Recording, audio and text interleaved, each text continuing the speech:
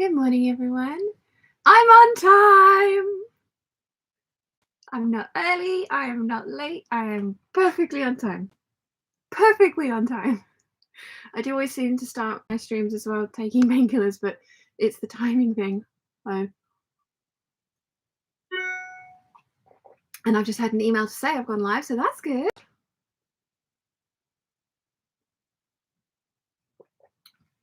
So yeah. Look what I did.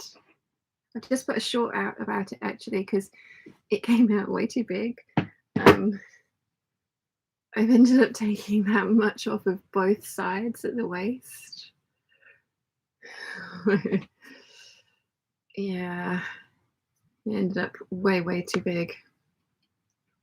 So I unpicked all the top stitching and I've taken that much out of the waist, which is nuts. But never mind. Never mind. Let's see if anyone's commented on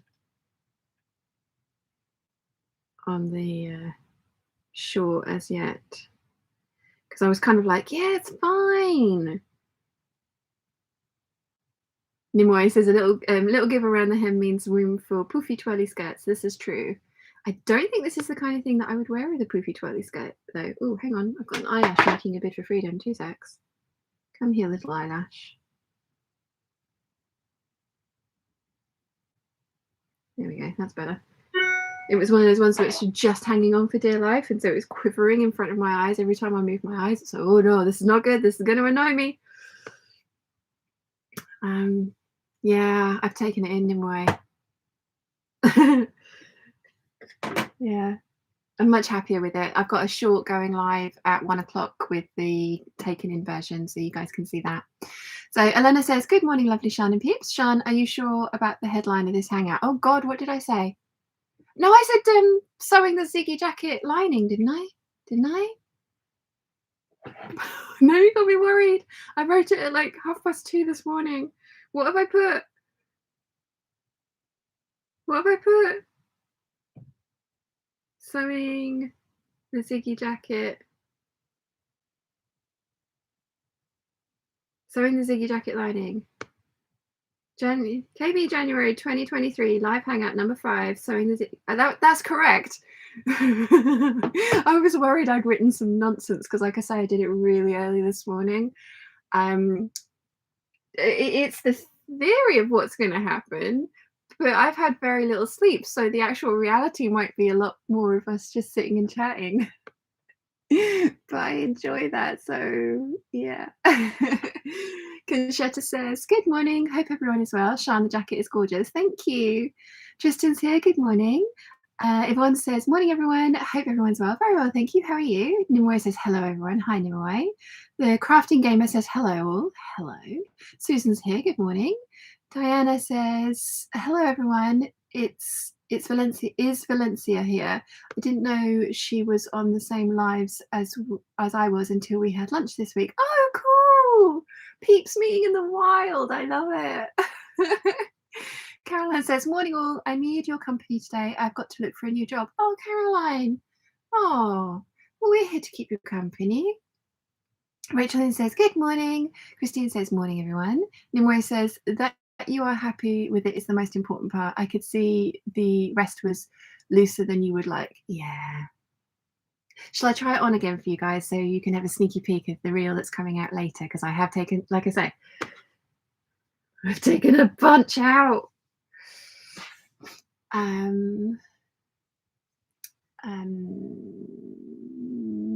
Erica said, hello everyone, probably not here for long today, but very curious about if we get to the lining.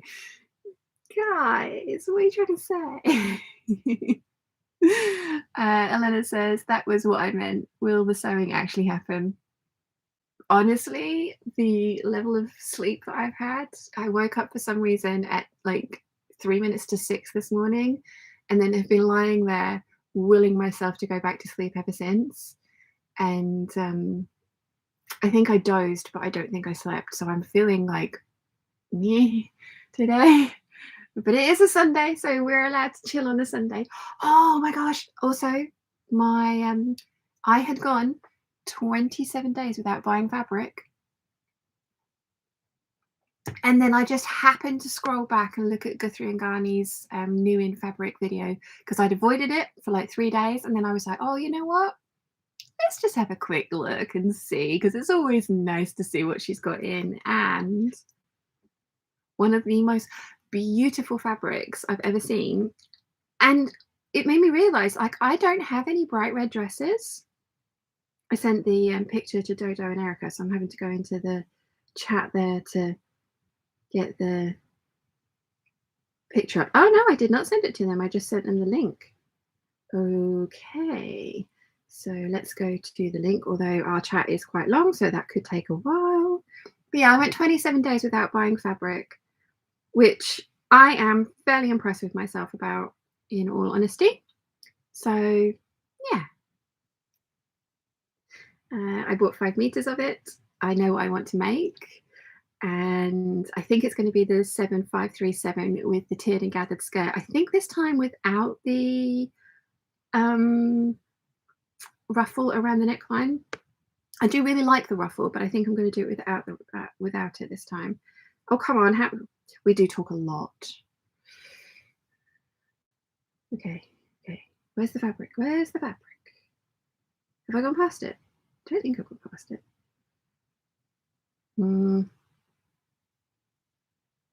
Oh, come on. Well, at this point, it might have been easier to just go to Guthrie and Ghani and find it. I want to show you because it's so pretty.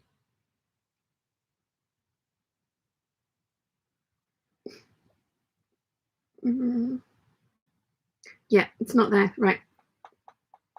I've probably scrolled past it because there was a lot of chat and I'm trying to do it quickly, which is not the best. So, Guthrie and Ghani fabric. Oh, I'm going to sneeze. And I haven't got any tissues down here. I finished the last one yesterday. That was a mistake. Guthrie and Ghani. Hello. Hello. Just arrived. Page 5. Next.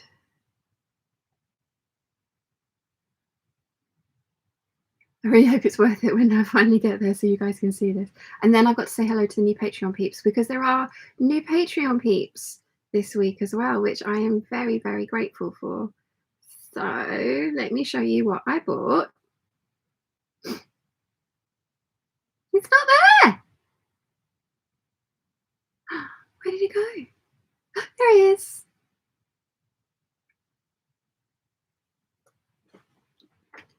Look. Look how beautiful. It's going to make the prettiest dress. And like, genuinely, I was looking in my wardrobe and I don't have any bright red dresses. This is like the extent of my bright red fabric. So, and I'm doing like a red theme for the year overall, because like my make 9 is red themed, isn't it? So it seemed appropriate. Oh gosh.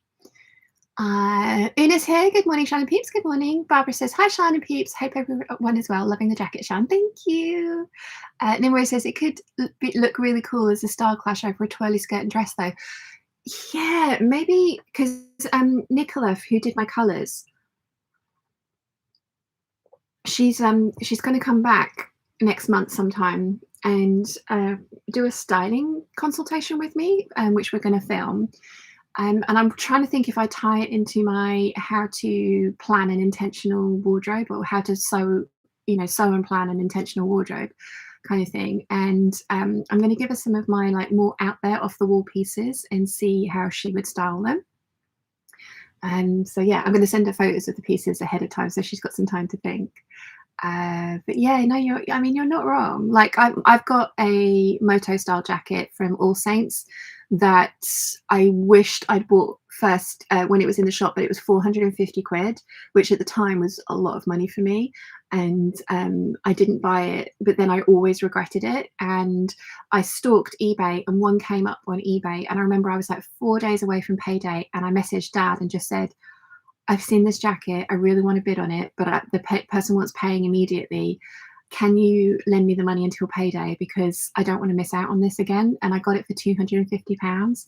It is a size 8. So whilst I can still squeeze myself into it, I can't do it up. It won't cross over and do up like it used to. But it is just, it's called the Harris jacket by All Saints. And it's got patches all over it and studs, and I love it. And I do think it looks amazing over very slinky dresses. So yeah, I do see what you're saying in a way. Tristan says, yes, show us. Vicky says, hello everyone, love the jacket, trying some sewing myself today. Nice. Rachel Lynn says, we're trying to say that we know you. Ha ha ha. Yeah, I mean, you guys do. You know. We might get 2 lines of stitching sewn. That would be good. Una says, I'm in the midst of reorganizing my fabric stash. Had to get another new shelving yesterday with more shelves, with the hope that I can fit more of it on. Totally in the midst of chaos. I love that kind of chaos though. I mean, this is one of the reasons that I fabric fondle with you guys on a Sunday, because I just love reorganizing it all and refreshing my memory about what I've got, because like I'm pretty good about knowing what's back there. But every now and again, and especially because you guys send me so much stuff, it's really fun to go through and just be like, oh, I completely forgot about that. This would make a good one of these. Hi. Erica says, and please wish me luck today. I'm arguing, cajoling, patting my cover stitch, who is throwing a serious hissy fit. You can do it. You can do it, Erica. Kathleen says, good morning from Illinois. I finally got up early enough to see the beginning of a hangout. Welcome, Kathleen. Conchetta says, ooh, you totally need a bright red dress. I know, like I do have one. My red feathers, you know, the McCall 77945, the long kind of like outside of my comfort zone one that I love. I kind of regret using that fabric for that dress, because it's a style that whilst I wear it and I love it, the fabric was just so fabulous that I think if I'd have made an Eve dress out of it, I would have been even happier. But then it was feather print that was running very obviously up and down, and I cut my Eves on the cross grain, so it wouldn't have probably looked as good. But yeah, I do have one bright red dress. I miss my summer clothes and my spring clothes. I think one of the reasons that my dress ban was as much of a trial as it was is that I'm kind of fed up with winter dressing, cold weather dressing. I want to get out my Eve dresses again. Like when I went to Salsa on Tuesday, I wore the 7319, the lightweight jersey dress, and I got really hot in that because it is like tight fitting and tight sleeves at the top. So I'm planning on, when I go back this Tuesday, I'm going to wear one of my Eve dresses. I'm still going to put tights on because I'm not completely ridiculous, but I can put a cardigan over the top and a coat and a scarf and things like that. But hopefully I won't be too hot in it. So, but yeah, I mean, I'm thoroughly overdressed there. Like I'm, you know, there was another girl wearing a nice twirly floaty skirt and she looked awesome. But it's one of those ones where it's like, I always dress up, so it's not like, this is not out of the norm. I'm not dressing up to come to like a workout class kind of thing. This is just how I dress. But yeah, I got very hot in the 7319, so I'm thinking the Eve dress would be a good idea. And I've got some different shoes that I want to try. I really ought to buy myself some dance shoes. And 2 of the girls had beautiful glittery rhinestone shoes on, and I was just like, oh, I need those. I really don't. But I wanted them. But the soles of dance shoes are very slippery, so you can twirl. And obviously the soles of like regular shoes that you meant to wear outside have some grip on them so that you don't twirl, because that's not something that you want to really be doing in everyday life. So yeah. Mim's here. Good morning, Sean. Nice to see you so happy. And good morning, Peeps. Thank you. Mim. Bree says, I've gone 1 day without buying fabric. Well done. Elena says, fabric buying addiction is dangerous. I know. And I've kicked my sugar habit. I found it. Mum's got one, Dad's got one, and I've got one. This is the Killer Vanilla stick. So you just, whenever you get like a sugar craving, it smells so deliciously of vanilla. Although I have to say, when I first started smelling it, it was super, super sweet, and it's not quite as sweet as it was, because apparently if you kick sugar for ages and then drink sugar again, or drink sugar, eat sugar again, it can be quite an unpleasant taste. I mean, I'm drinking a hot chocolate. This is 70% dark chocolate and full fat milk, which is allowed on keto. But yeah, I'm down to it. I'm down 11 pounds in 2 weeks. This thing is brilliant. But yeah, I can't kick all of my addictions at one time. That would be dangerous. Caroline says, I saw Laura, Specky Seamstress, yesterday. She wants to try and come to the Gold Hawk Road in March. Yay, that would be awesome. I haven't seen her since Southampton. Oh, I really want to do one of those again. I mean, I say I want to do one of those again. The very, very lovely Gemma from Raining Cats and Bobbins is actually the one that does all of the organising. Like, she is very good at it. Like, very, very good at it. I'll have to talk to her and see what she thinks about doing another meetup like that, because it was a lot of fun. We'll have to see if we can talk any fabric companies into coming again, because we had the Eternal Maker, Girl Charlie, and So Different. Oh, I can't remember, but they all came and they had a great time. There was like 50 of us, I think. It was really fun. And it was really nice having a base where everyone came and sort of, because we hired a hall this time. The first time around, we just kind of like met up and wandered around, which was okay because there was like 20 of us that time. But yeah, there was 50 of us this time. But it was really nice to have that base because there was like the IKEA to go to for fabric shopping. John Lewis at the time. I don't know if they still have a haberdashery department or not though. But it was nice to be able to like securely leave your stuff somewhere and go and wander and come back if you wanted to. Bree says, hello sewists, what's on people's machines today? Nothing. Absolutely nothing. Una says, I'd planned out what would go where, but then decided to do home edit and categorize my fabric. Realized I'd forgotten denims, linings, and heavier weight twills and canvases. Yeah. See, I find it fascinating how people store their fabric. I know Emily Horman does. It's just hers is just one that springs to mind.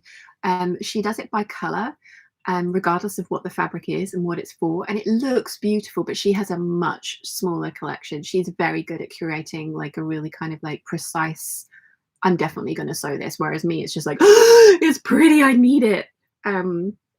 Which has been my mentality up until I think last year. Last year was very much more restrained.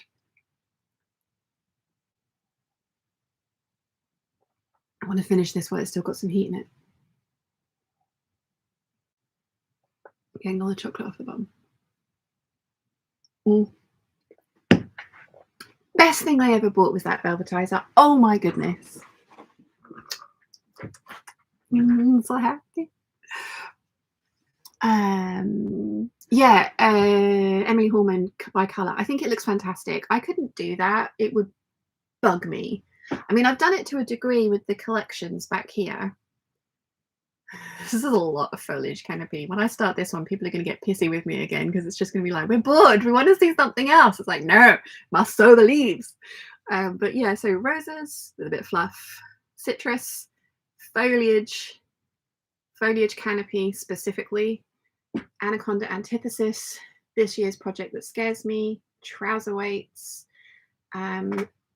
Lady McElroy cotton lawns and double gauzes, viscose, linings, quilting cottons, jersey down the bottom, and then silks are over there, coating fabrics, and then tops. So yeah, I like the way that I've got it organized because it works for my brain, but for other people it might drive them nuts and they'd want to organize, like Una says, by fabric type. So I had done that before, but then I started putting collections together, and so like these have got amalgamated bunches of everything in there. So yeah, I find it fascinating. If Rachel's coming down next weekend. Yay. I really want to go and organize Rachel's fabric hoard. I could be there for days, but I really want to go and do it because I just think it would be utterly fascinating. But it would have to be according to how she wants it stored, not how I would do it. Because I think Bronte, it's Bronte's birthday today as well. So if Bronte happens to see this, happy birthday, Bronte. I've already said it on Facebook, but still. Yeah, I think Bronte went and helped and organised and put things away. And then Rachel couldn't find anything because she hadn't done it. So she didn't know where all her stuff was. So yeah, I find it really interesting the different ways people categorise their fabric and how they store them and how they mentally catalogue where everything is. We would very much like to see some update photos, Una, when you do get it done. Anyway, says, I checked yesterday and the next fabric market is on February 26th. So soon and likely so cold. I may convince myself that I don't actually need any fabric. Yeah, right. Yeah. Oh, gone too far. Too far. Conchita says, I'm on day 7. My mood order is on the way. That is something I would like to do this year. No, because I've set myself that goal of like 100,000 subscribers, Foundry necklace, trip to New York, and I want to buy fabric from Mood. And I know when you order online, they still send you the bag, which I love, but I want to go and do it in person. And I know it's not everyone's saying, oh, it's not that great, or like, it's not as brilliant as it's been hyped up to be. I still want to go for the experience. I would love to go garment shopping in the fabric shopping in the garment district. So yeah, I mean, that's going to be an incredibly expensive trip because that necklace is not cheap. We're talking about $4,000. It's a really expensive necklace, so it's a very indulgent present, a very, very indulgent present. And I've got to get to New York, and I've got to stay there, and I want to go to Mood. So it's going to be a very expensive weekend or long weekend. Yeah, but I do go and check Mood every now and again because it's just like, but it's all so yeah. Anyway, it says pretty and your colours. Yeah, I know. The minute she started wafting it around on the video, I was just like, pause, off to the website, £12.60 a metre. Oh no, 5 metres fell into my basket. And then I just double checked with Jojo and Erica. I was like, do I need this? And they were like, yes, you do. Enablers unite. So yeah, 27 days without buying fabric because the navy cotton flannel for the coat doesn't count. That was like an interlining, so that doesn't count as fabric, but I'm very excited about it. Conchetta says so pretty. Diana says ooh, beautiful. Yes. Rachel Lynn says ooh, I go to Mood on the 1st of February. I'll be buying fabric then. Nice. Natalie says good morning. The Crafty Gamer says where I live we do not have fabric shops like Mood. No, me either. I have Helices and I have the Stitching Almas, and Stitching Almas is awesome, but it's quilting cottons and wool, so we go there for wool. And Helices, I have to say, I just wish they would do more with it. I wish they'd let me come in and be their fabric buyer. But then they've been in business for years and they're clearly trading and continuing to trade, so they're clearly doing something right. They know their audience. Just because I want specific fabrics doesn't mean to say that the rest of the island does. Jane's here. Hi Peeps. Hey Jane, how are you? How was Morocco? You went to Morocco, wasn't it? That you went to the Yves Saint Laurent garden, which is in Morocco. I think I've got that right. Looked amazing. Mum and Pop Quilt Shop. Hello from East Coast, Nova Scotia, Canada. Good morning. Kerry Lee says hello from South Africa. Hello. Sue Hall says morning all. Good morning. Jane says I need to empty my sewing room completely as I'm having a new floor done and have a coffee and I'm having a coffee typing this, so it's going well. You can do it. Natalie says coffee is fuel for your endeavour, Jane. Yes. Claire's here. Good morning all. I'm trying not to buy a remnant of the lovely rose on pale background in the pure cotton category from Lady and McElroy sale. Have resisted so far. They've got like 30% off remnants at the moment, haven't they, Claire? They keep emailing me. I'm on their marketing list, so I don't know why I'm surprised that they keep emailing me, but they do, and I'm just like, stop it. I really liked the pure cotton. It does feel different to the Marley Lawn. It is narrower, and the one that I had a printed border, like an inch in on both sides, so it makes it even narrower. So just bear that in mind, Claire. Una says, ooh, that's so funny. I went to dance class this week too. First time since before lockdown. I'm doing Lindy Bop, so that'll be most Wednesday nights now. Loved it. Nice. Gemma is here. Hi, Gemma. She's like, thumbs up. Do you think should we have a chat about Southampton? I know I messaged you about something else as well, and then never kind of followed through with it. I think it was the like big sleeves challenge that you guys wanted me to do, like a monthly challenge for, and I just chickened completely out because I was just like, no, I don't want to organize. But yeah, Gemma's the brains behind Southampton 100%. She does all the work, which is amazing of her. I try. I have enthusiasm and I will do as I'm told, but Claire says, buy the dance shoes, Sean. It makes so much of a difference to your dancing. Yeah. Daydream Believer says, morning peeps, where did you buy the killer vanilla from, please? I just googled it. I found it on TikTok. TikTok is worryingly addictive, although I have found the funny side of TikTok, so it's so hilarious. At the moment, the sound clip that's going around is the music from when the ducks are walking in The Aristocrats, and they're like wiggling their butts as they walk, and the cats are having to do the same. And there's lots of people just putting like giant sheets over themselves and like doing the walk and wiggling, and you can see it from behind, and they're just like, off to tell my boyfriend that this and this and then this and then this, and I think I might be a worm. It's really funny. That's my sense of humor though. Sorry. Yeah, Killer Vanilla, just Google it. It was £25 for 3, which should last you 3 months unless you give them to your parents, because I've just got one now. But I have really found that it helped me. So yeah. Sue says, so over at Carol Top. I love that. Nimue says, I spent last night ironing glamorous Saturdays, so today I can finally cut the fabric for my 2002 2023 2002. Oh, I need more sleep. Temperature quilt. Cool, very cool. Claire says, we dance ballroom and Latin, love a Lindy Hop. Yeah, I need to get the shoes, don't I, Claire? I really do. I need to get the glittery sparkly ones. Diana says, I am sewing the McCall's 8315 baby for my soon-to-be granddaughter. I'm using up all my quilting cotton stash on baby clothes. Oh, that's going to be so cute. Una says, yeah, my stash is too big to do by colour. It's in a half wardrobe over the stairs and could barely get the door closed. Ali says, I did that fabric shopping in the garment district. It was amazing. Oh, awesome. How are you, Ali, as well? I haven't seen you for a while. I hope you're well. Jane says, hi, all from Bristol. Never going to stop buying fabric, but working on more used than coming in. Bought 7.5 meters, used 21, taking that as a win. Nice. Yeah, I've ordered 5 meters and I have so far sewn up 7 meters this year. I've only January's lookbook is going to be like, here's a coat, here's a jacket, that's it.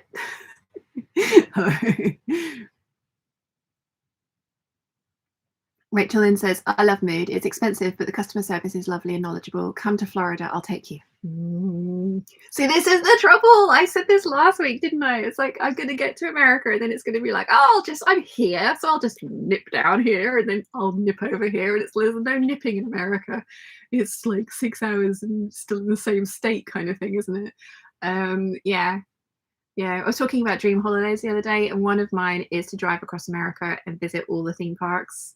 Like, that would be amazing. And especially, I mean, I've always wanted to do that. And then Bianca did her road trip from Colorado to California and back, and it just looks stunning. And it was like, yep, I want that. Jenny says, my sister says Helices looks like a delivery driver has opened the door and thrown the fabric in and there it stays. Yeah, it's not great. I really want to go and yeah.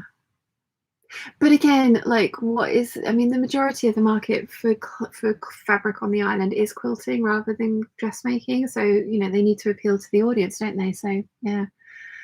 Julie says, good morning from North Georgia, US. I am working on Buy Any Bags today. Nice. Jenny says, I used to work in a fabric shop before moving to the Isle of Wight. So I'm desperate to get in there and reorganize the whole shop. Yes. Should we go and do it together, Jenny? Should we go and gang up on them and bully them? Jojo says, late again. Morning all. Hope you're well. Very well, thank you. How are you all? Johanna says, I went to mood in October. All beautiful silks and velvet prints. I bought a white cotton shirting. See, this is the thing. I want to go and I want to buy some of the Zimmerman fabric because they have a lot of Zimmerman dead stock in there. And I'm really, really, really hoping that a couple of seasons ago, Zimmerman did a collection. Let me see if I can find it. They did a collection featuring a dress that was beautiful but had really odd sleeves that I didn't like. Zimmerman.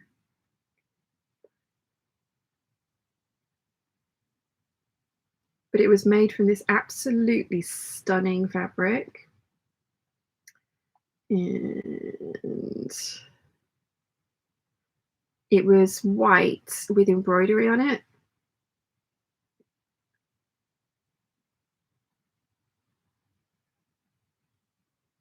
Can I find it? No. Oh, come on. It was absolutely beautiful. It was white fabric with embroidery all over it, and the embroidery was pirate ships, like tall, ships with sails, and it was all around the hem, and it was just stunning. I think it's this one. Yeah, so it's the postcard balloon sleeve. Yeah, so this is the dress, and I didn't like it because of the sleeves, and you can't see the fabric on there, but I'll see if I can find. Will they have it? No. So Zimmerman postcard dress. I want to see if I can get like a good visual of this fabric for you. I doubt very much that it will end up being dead stock. I would imagine that it was incredibly expensive to make, and so they were very specific about the amount they bought for the dresses that they were going to make.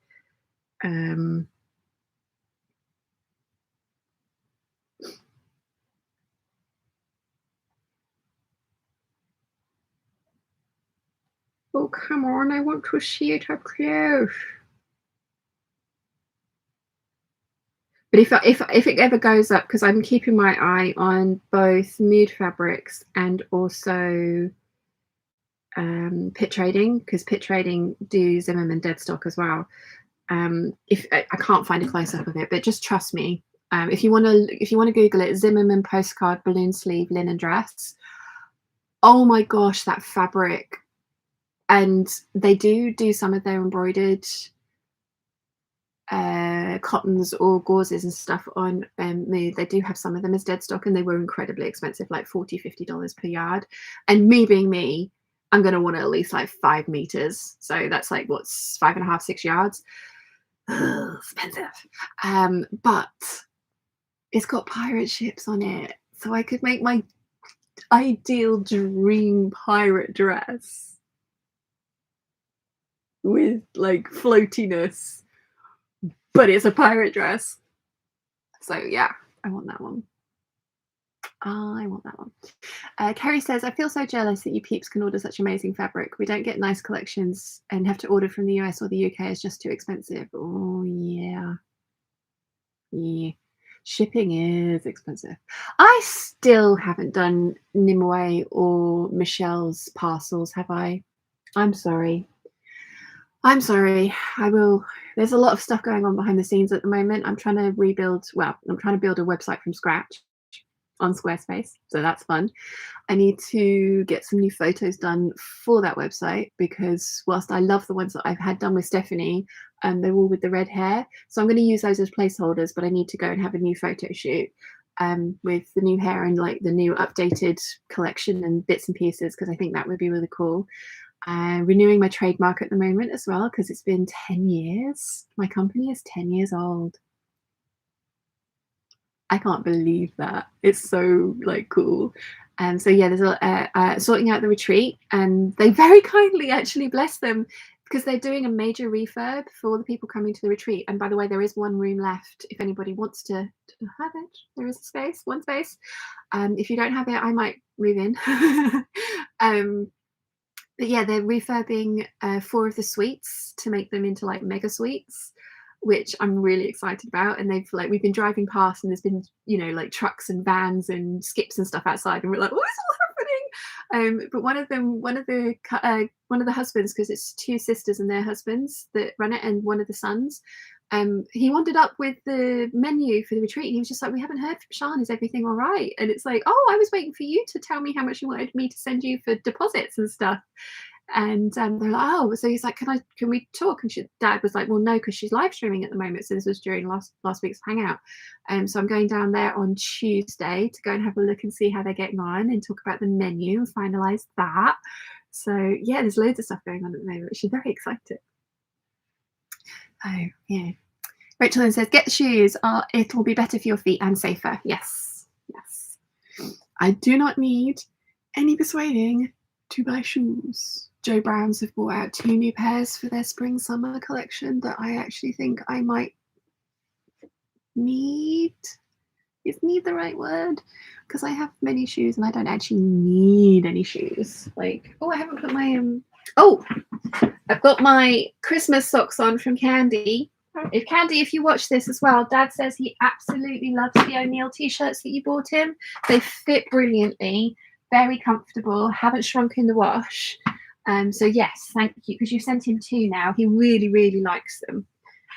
So thank you very much. But these are socks are from Candy as well, so thank you for that. Oh, I'm showing you my shoes. Yeah, like I have very few shoes that I have worn to death. But when it rains outside, my feet get wet. I really ought to throw these away and get myself some new black ballet flats, because I do clearly wear them a lot. But these ones I have actually killed. And so is Chiana. She likes to pluck the insides of them, which is always fun. She gets annoyed with me though, because I don't get annoyed with her. There's a few things in my room that I will let her pluck. One of them is like one of those fabric IKEA boxes, because they're £2. And it's just like, well, I can turn it around and she can pluck that side, and then I'll buy a new one. Or try and if I reupholstered it, then I think I would get annoyed with her for plucking it. So it's just like, it's a cat scratching post. She has a giant tree, which she doesn't use. She did, but she doesn't anymore. So yeah, my shoes is another thing that she plucks. Although she did start working out that if she plucked my handbag, that immediately got attention. So I've had to find a new home for one of my handbags, because yeah, she keeps plucking it, little darling. Where did I get to read the chat? Anyway, one colour cut. Time for a break because my amazing mum has lunch ready. See you later. Ooh, enjoy. Jenny says definitely for descending on helices and rearranging everything. Catherine says, good morning all. Good morning. Linda says, thank you. When I went to New York, don't laugh, but I couldn't find mood. Lol, asked a random bloke who tried taking me to an underground car park. Yikes. No. It's like up, isn't it? You have to, that you go in and there's an elevator up to it. It's not like got a storefront. Makey says, in my town, there is a weekly fabric market with over 30 or 40 stalls.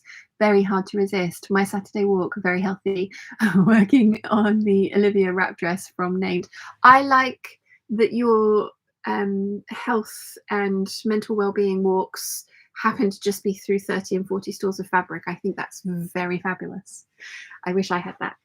Jojo says, all good here. I want to get to tracing a few Gertie patterns this afternoon, but I'm held hostage by a very pretty ginger lump. Oh, you're trapped under a kitty. Cute kitty. Cute kitty. Ali says, Sean, I'm doing that. Okay, thanks. It's great to see you looking so happy. Oh, thank you. Yes. Yeah, I watched a few of my videos from the beginning of last year. And I mean, I was definitely very subdued and stuff, wasn't I? Like, I mean, I had my heart broken, so of course I was. But yeah, watching those ones back, it was just like, I am proud of myself for doing it, because it would have been so easy to curl up into a ball and do nothing.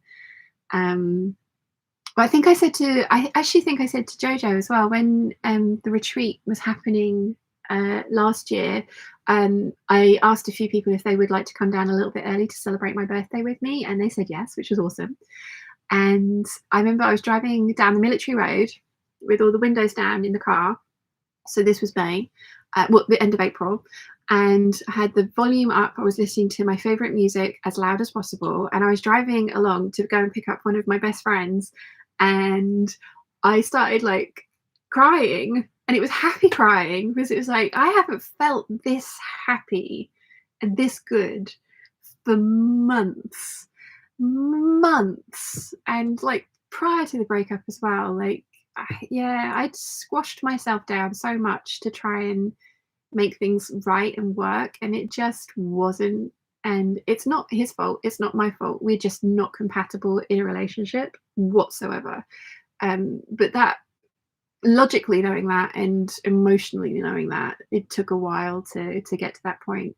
But yeah, I remember driving over to get Jojo and just being like happy tears because it was just like, this is going to be so awesome. So yeah.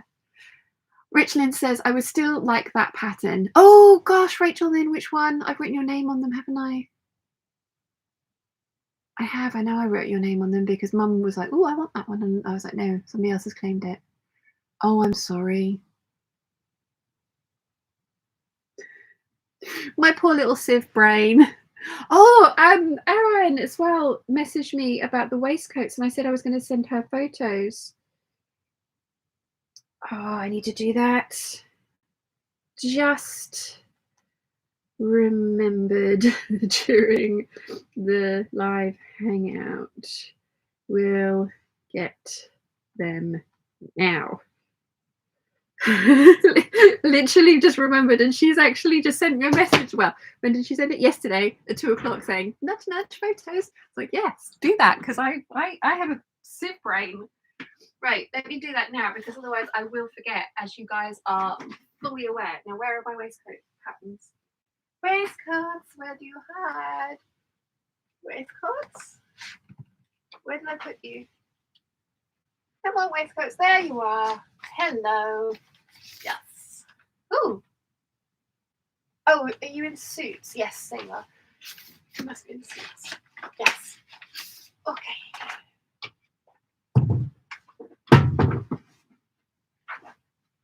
Yeah, because both of these are out of print, so I'm probably pronouncing her name terribly. Erwen, it's Welsh, but I met her when we were at the warehouse, the Lady McElroy warehouse for the first time. Her and her friend were like shopping, and I had my Kiwi Cobra Corsage 8577 on, and she was just like, I think I need that one too. Okay, now I need to take a photo. Take a photo. One. And photo. Two. Send photos. Yes, one. Send. And two. Send. Done. Look how proud of myself I am. Diana says, when is the retreat? The retreat is the beginning of May. It is the 3rd to the 7th, so the Wednesday to the Sunday of May, 3rd to the 7th of May, and there's one space left. One space. Elena says to Kerry Lee, I so understand you. If I order anything outside of the EU on top of the totally killer shipping, mostly €50, I have to pay 24% VAT on the bill's total. Oh, ouch. Dear Grace says, hey peeps, hope you're all doing well. Very well, thank you, my love. How are you? Conchetta says, yes, mood is 3 floors. It's really nothing outstanding about the outside of the building, and it's in the middle of a block. Yeah, when I come, we are going to arrange a Peeps meetup, and we're going to descend on mood, and it's going to be awesome. Rachel Lynn says, it's the Deer and Doe dress, the one that's lovely but isn't you. Yes, thank you for reminding me, Rachel Lynn. Now, did I put it somewhere sensible? Probably. Let me put these back and see if I can find that pattern for you, because it's the cardamom, isn't it? Or the myosotis. Or both. Remind me. Okay, you go back in there. And you go back in there. And have I already? Yeah, I've already taken it out, so it's somewhere safe. In the giant bag, I just Does anyone else get that when they've got so many things they're trying to do, and then because there's so many things they're trying to do all at once, it all goes horribly wrong, and then you end up doing nothing because you get paralyzed by like, I must do everything. But yeah. Yeah.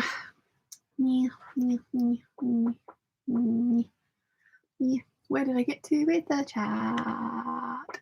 Jojo says, I loved that week on the island. So much fun. Still rewatch the live with all of us together. Yeah. Yeah. Yeah. It was so much fun. It was so much fun. Diana says, bummer, I'll still be in Africa. I was hoping it would be after I moved to Europe. There will be more, Diana. There will be more. So, yeah. Olivia says, morning from a very chilly Iowa, 17 degrees Fahrenheit, -8. Did I remember to turn the heater on? Nope. I wonder why it wasn't getting any warmer in here. It's 16 degrees. See? Brain like sieve. I'm trying to decide, do I grow my hair back down to here so that I can properly put it up again? Or do I go back and get it trimmed back again? And do I go for a fringe? Because like the only reason I didn't go for a fringe was because I really don't want to look like mum, and not because mum has a wonderful hairstyle and it suits her so much, and we have the same face shape, so it probably would suit me as well. But James was on the phone to us. We were FaceTiming him the other day from his sofa in Malaysia. He was like, it's hot here, like yeah, and we were sitting there, and like both of us, we were both doing the same mannerisms and sitting things, and he was like, it's really funny. So yeah. Rachel says, I think it's the myosotis, and thanks. Yes, it is the myosotis. Now where have I put it? I know I put it somewhere safe for you. I know I did. I know I put it somewhere safe. Oh, pantaloons. Here it is, found it. Yes, myosotis for Rachel then. Right, let's remember to do that as well. Guys, seriously though, like a gentle poke, if I forget to do something, if I say I'm going to do something and I forget, it's because I literally have a memory of a sieve. It's not because I'm being I'm being mean and ignoring you. It's because serious sieve brain up here. Like the mental retention side of my head is clearly geared towards what fabric I have and pattern numbers, not anything important. Like steel trap for those kind of bits of information. Anything that I'm supposed to be doing, meh.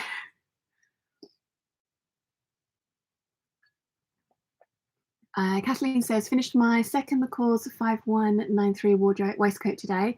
Part of a gaucho outfit made from embroidered suede fabric. My 9th make of January, and I'm on a roll. Nice. Very nice. The Curly Sewista says, hi, sorry I'm a little bit late. I personally love the shorter hair on you. It frames your face beautifully. Thank you. Yeah, I'm kind of thinking I might keep it. But I do... It's the thing. I want long, thick hair. I cannot grow long, thick hair. I grow my hair for about here, and it looks good, and then it just starts to look really straggly and awful. So, yeah. Olivia says, did you all see Inside the Hem's new video regarding the early spring releases from McCall's? They're out? I haven't seen them yet. Oh, no, I haven't. I need to watch that.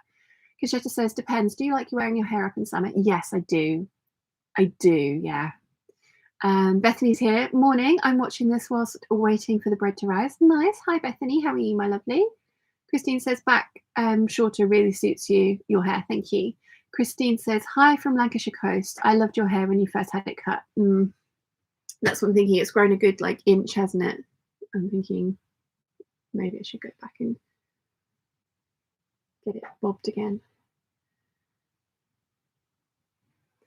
La la la la. Where did I get to with the chat?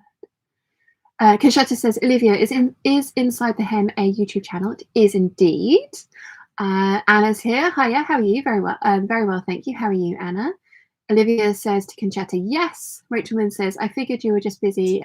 Goodness knows it's already been a busy year. I mean, I've kind of had a really slow start to the year, and I'm not. My January lookbook is going to be two things. I mean, two amazing things, if I say so myself. But yeah, two things.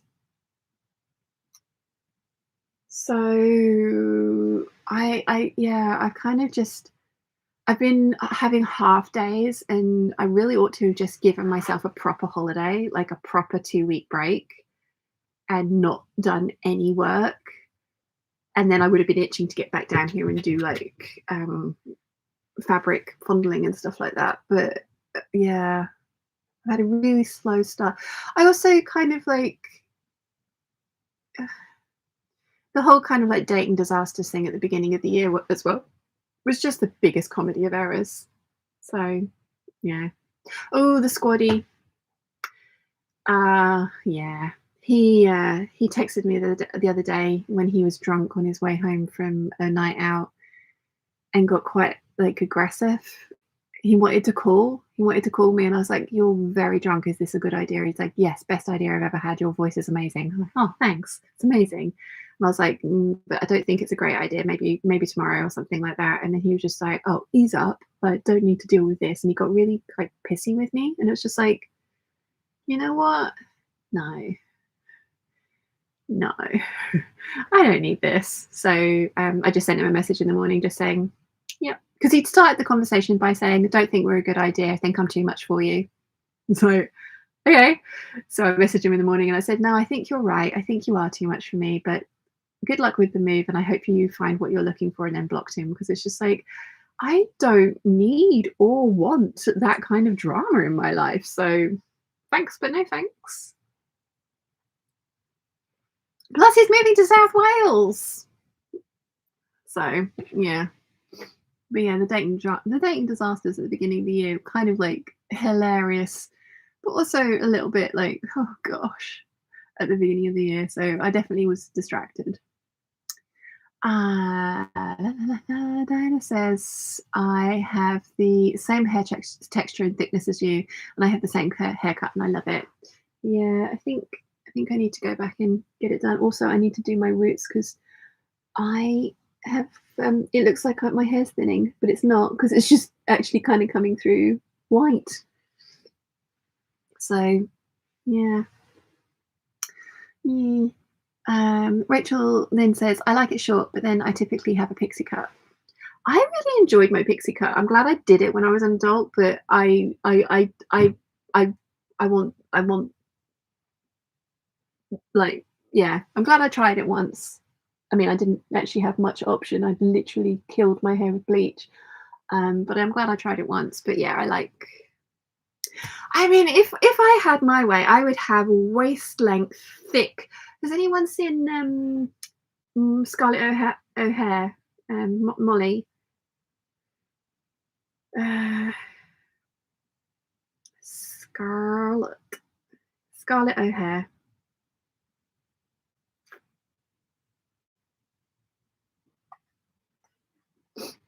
I want this. Not necessarily that color, although her color is just stunning. But may I have that, please? Well, gel. I loved having waist length hair when I had my extensions in, and it did look amazing. But yeah. Mm. Olivia says, how's your jaw feeling today? Not trying to make you focus on it, just happy that today seems a slightly better day. I was massively struggling last Sunday. It was an awful pain day last Sunday. I think that was why I was quite as hyper and like on as I was, because it was distracting. But yeah, I was having a very bad flare up on Sunday last week. Giant pigeon! Jurassic pigeon is looking at me. I wonder if because you guys keep wanting to see the size of this pigeon. The trouble is he's watching me, so if I go nearer, I'm gonna go and try and take a photo. I will come back to this conversation.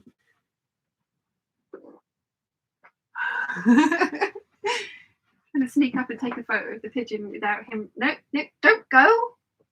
Damn you. You guys are never going to believe the size of... Jojo's seen the size of these pigeons, but like the minute I try and take a photo, he's like, nope. Nope. Yeah, last Sunday oh, last Sunday was not good. Still there, but the flare-up's gone. So I'm back to my kind of like level 3-4 pain scale. So still waiting to hear back from the surgeon about the Botox injections. Well, it's not even the Botox injections, it's an appointment to go and talk to him about potentially getting Botox injections for the pain. But I do have my penultimate therapy session on Friday. And then I've got my acupuncture appointment some point in February. I think it's the 23rd. So yeah, but no, last Sunday wasn't good. Wasn't good. Let's see. The Curly Sewist says, sorry if you've already mentioned it and don't want to speak about it, but did you already have your date? I was invested in your stories.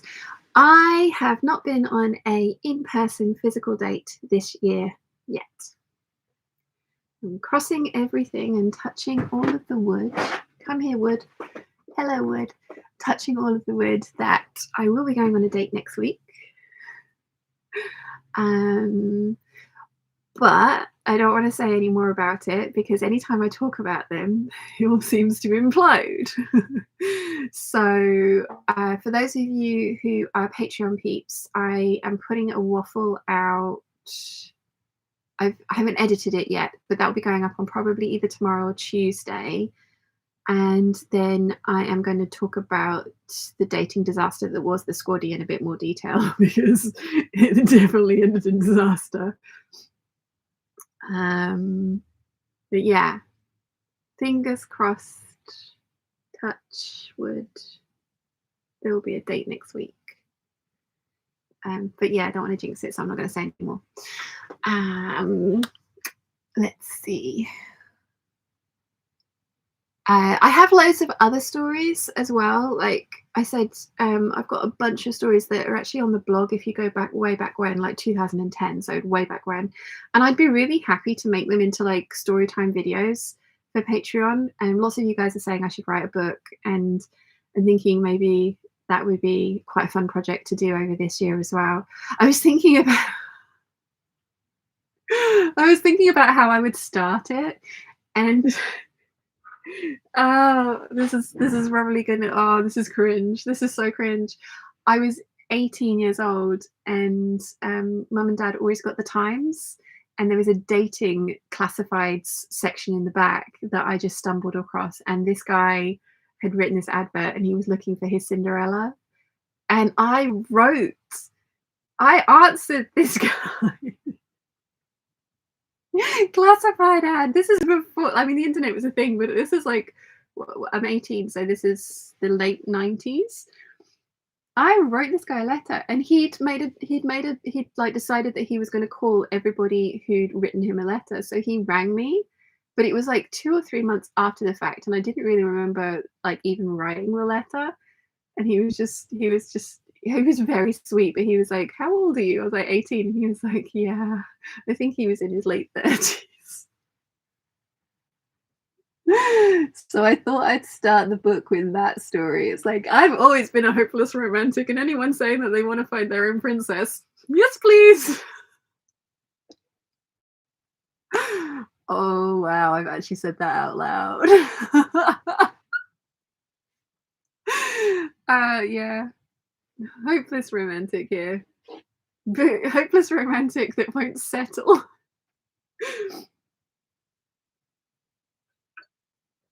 Yeah. Conchetta says to Olivia, thanks. Stumbled upon Sean's channel just last year. So grateful. I'm learning of other channels, but I'm way behind. Oh, cool. There's so many good ones. There are so many good ones. I struggle to keep up with all the ones that I want to keep up with. Sorry, the pigeon. I am like Doug from Up, aren't I? Like squirrel.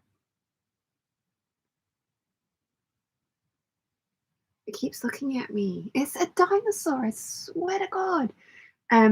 Yeah. Sewing channels. There is loads. There are loads of good ones. So yeah. Yeah. Olivia says, is your pirate pigeon still hanging out with you? Yeah. Olivia says, drama is only good in the movies. Yeah. Anna says, I'm okay, in two minds. Should I sew or should I carry on decluttering? Which one are you in the mood for?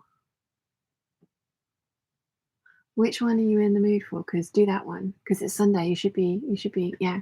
Elena says, have you started that book already? I mean, to be fair, I've written down a lot of the stories already. I've got some new ones to add from this last round and previous. And it's not, I would never talk about, I did in the stories, the 2010 stories, talk about an ex-boyfriend.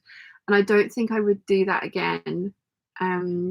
Because that's a whole different kettle of fish. That's not just like a one-off meeting with a random stranger. That was like a relationship analysis. And whilst I was accurate in it, sorry, Dad's outside looking at the bird feeders and trying to work out why there's no food left because all the rooks and the crows ate it this morning.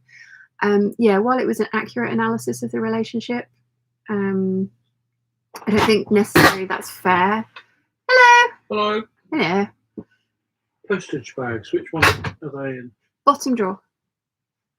And they're in the box. So if you open the bottom drawer, take the box out, put it on the table, and then you can go through because there's lots of different sizes. I organised the other day.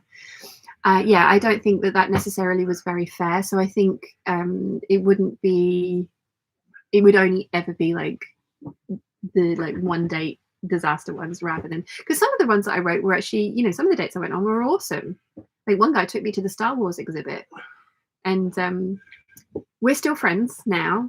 He has questionable politics, which I found out, which, yeah, I mean, clearly we would not have been compatible in the long term, but he was a lovely person. And he was called Star Wars Guy, funnily enough.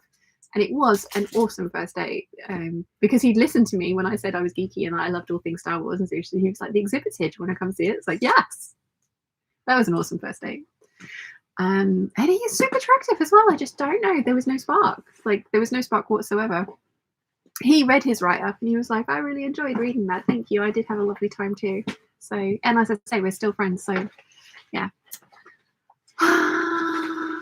Let's see, where did I get to with the chat? Marie says, morning everyone, just popped in to say hello and like the stream. It's really sunny but cold here, so I'm going to disappear into the garden for a while and then hopefully do a bit of sewing. And Marie, your latest Harten cardigan is gorgeous. She knitted one in gold. It's really nice.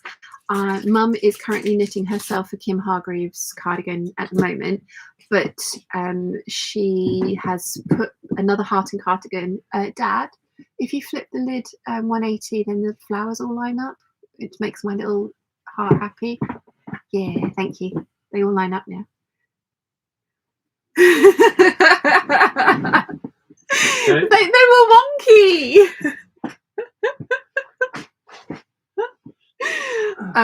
Yeah, Mum's agreed to put a Harten cardigan on the list for me with the curved collar, but in the kind of like tan mustardy coloured wool that I have a Hortencia in. She's going to knit me one in that as well. So yay.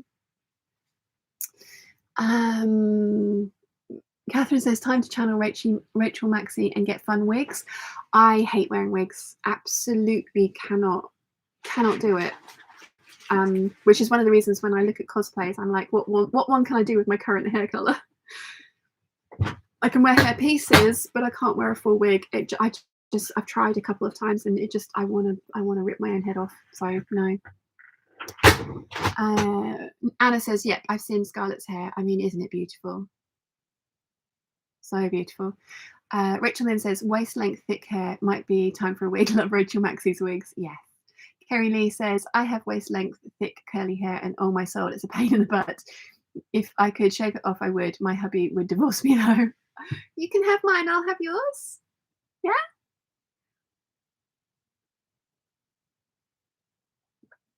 Linda says, "Oh no, couldn't stand washing that hair. I hate the feeling of wet hair. Any news on the new bloke you were talking to? Good for you taking no crap." Oh yeah, like I have got to the point as well where any little kind of like red flag, and it's like I ask them about it politely, and his response was just like no, so like done. Nonny says, I'm going to the gym. Is going to the gym helping you feel better mental health wise, or did you decide against joining? I joined a gym this month, but I've already been a bit of a slacker. I haven't joined yet. I want to. Going back to salsa was a really big deal for me because, I hadn't been for 4 years. I was worried I'd forgotten everything. It all came screaming back, and it was so much fun. There was a party on Thursday night that they invited me to, and I really wanted to go, but mum and dad had the car because it was book club, and we couldn't work out a way of getting, because they were right on the south of the island and the party was right on the north of the island, and there wasn't, just logistically it just wasn't going to work, and taxis are so expensive here. So I didn't go, but I am going back on Tuesday, and our neighbour 2 down wants to come as well, and it's going to be beginners rueda, which is like salsa steps, but you do it in a circle. It's a partnered dance in a circle, and somebody calls out the steps, and then so the partners swap around. It looks incredible, and I've always just watched them, and every now and again they call out something in Spanish, and I'm just like, what are you doing? But they're teaching that as a basics every other Tuesday, and then they do salsa for the last hour. So I'm going to the basics rueda class and salsa on Tuesday, so I'm really looking forward to that. But no, I haven't joined the gym yet, but I want to. But I am really strictly back on keto, and like I said, I've lost 11 pounds in 2 weeks, which is amazing. I've got another 10 pounds to go till I hit my goal weight, and then possibly another 7 under that, because I want to be but I think that would be achieved by exercising and changing my shape rather than actual dieting. So they do say that if you're on keto, you really need to think carefully about what exercise you're doing and how strenuous that exercise is. So I kind of want to hit my goal weight and then start going back to the gym to tone up and just increase my fitness levels as well. So I haven't been yet, but going to be. Jojo says, I love my shaved head, baked bean head, and then the resulting pixie cut as it grew out. Literally want the exact opposite as you hair-wise. I know, you can grow yours so long so easily. Like yours just like, you blink and it's like, oh look, another 6 inches of growth. Me, it's like, come on. It won't. It does feel really nice today. I changed my formula on my Function of Beauty shampoo and conditioner. So I stopped prioritizing length and I went for, believe it or not, curl. But they are curling shampoos and stuff for curly hair tend to be more hydrating, and it does feel really nice. So yeah, like I really like Function of Beauty. I need them to sponsor me. Hello, Function of Beauty, come sponsor the channel. What do you guys think about this? Because now that I've changed up, sorry, I'm all over the place today, and we're an hour and 8 minutes in and I've done no sewing. You were right, Rachel, then. No sewing has occurred. The handbag company that sent me a bag last year to review Teddy Blake, they want to do a sponsored segment on a video, and they want a 1 minute section. And I offered them a short, and they said, no, we'd rather have it in a video. And they want to pay me for it. I've already got the bag. They want me to kind of like mention the bag, show the bag again, and just be like, look, there's a mega sale going on just before Valentine's Day. Why not treat yourself, or your like treat yourself or treat your partner, or get your partner to treat you. And they want to sponsor the video. And when I used to do the waffles on the main channel, I felt really comfortable putting sponsorships into the waffles.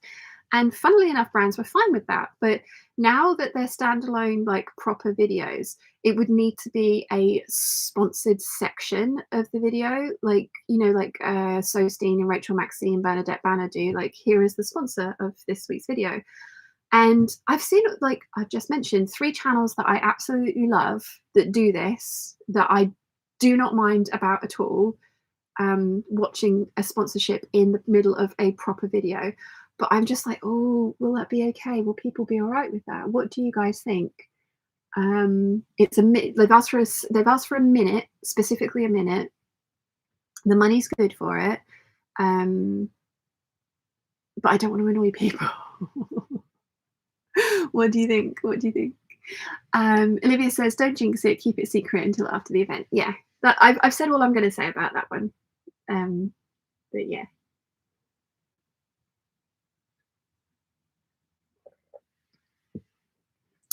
Historically Fashion says, I hope they approve the Botox. I get it for migraine and it changed my life. Yeah, you guys have told me that it's been really good for you. If they don't approve it, I'm going to go and pay for it myself, but it's nearly 500 quid.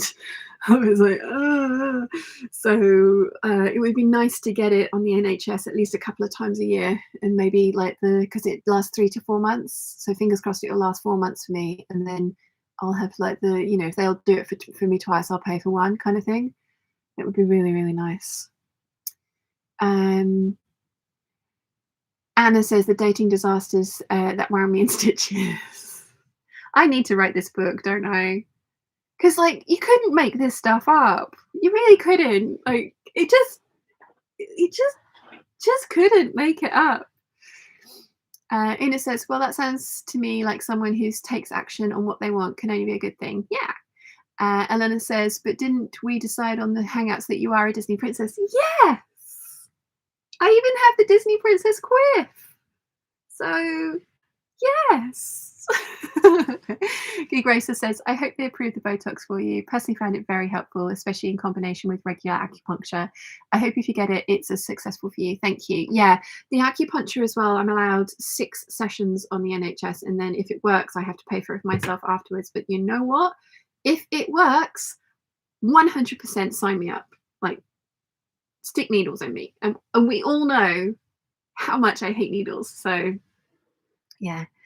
Livia says good afternoon to your dad, or good morning to your dad. Anna says in the mood to chill out and munch chocolate, which is what I am currently doing with all you guys keeping me company. Nice.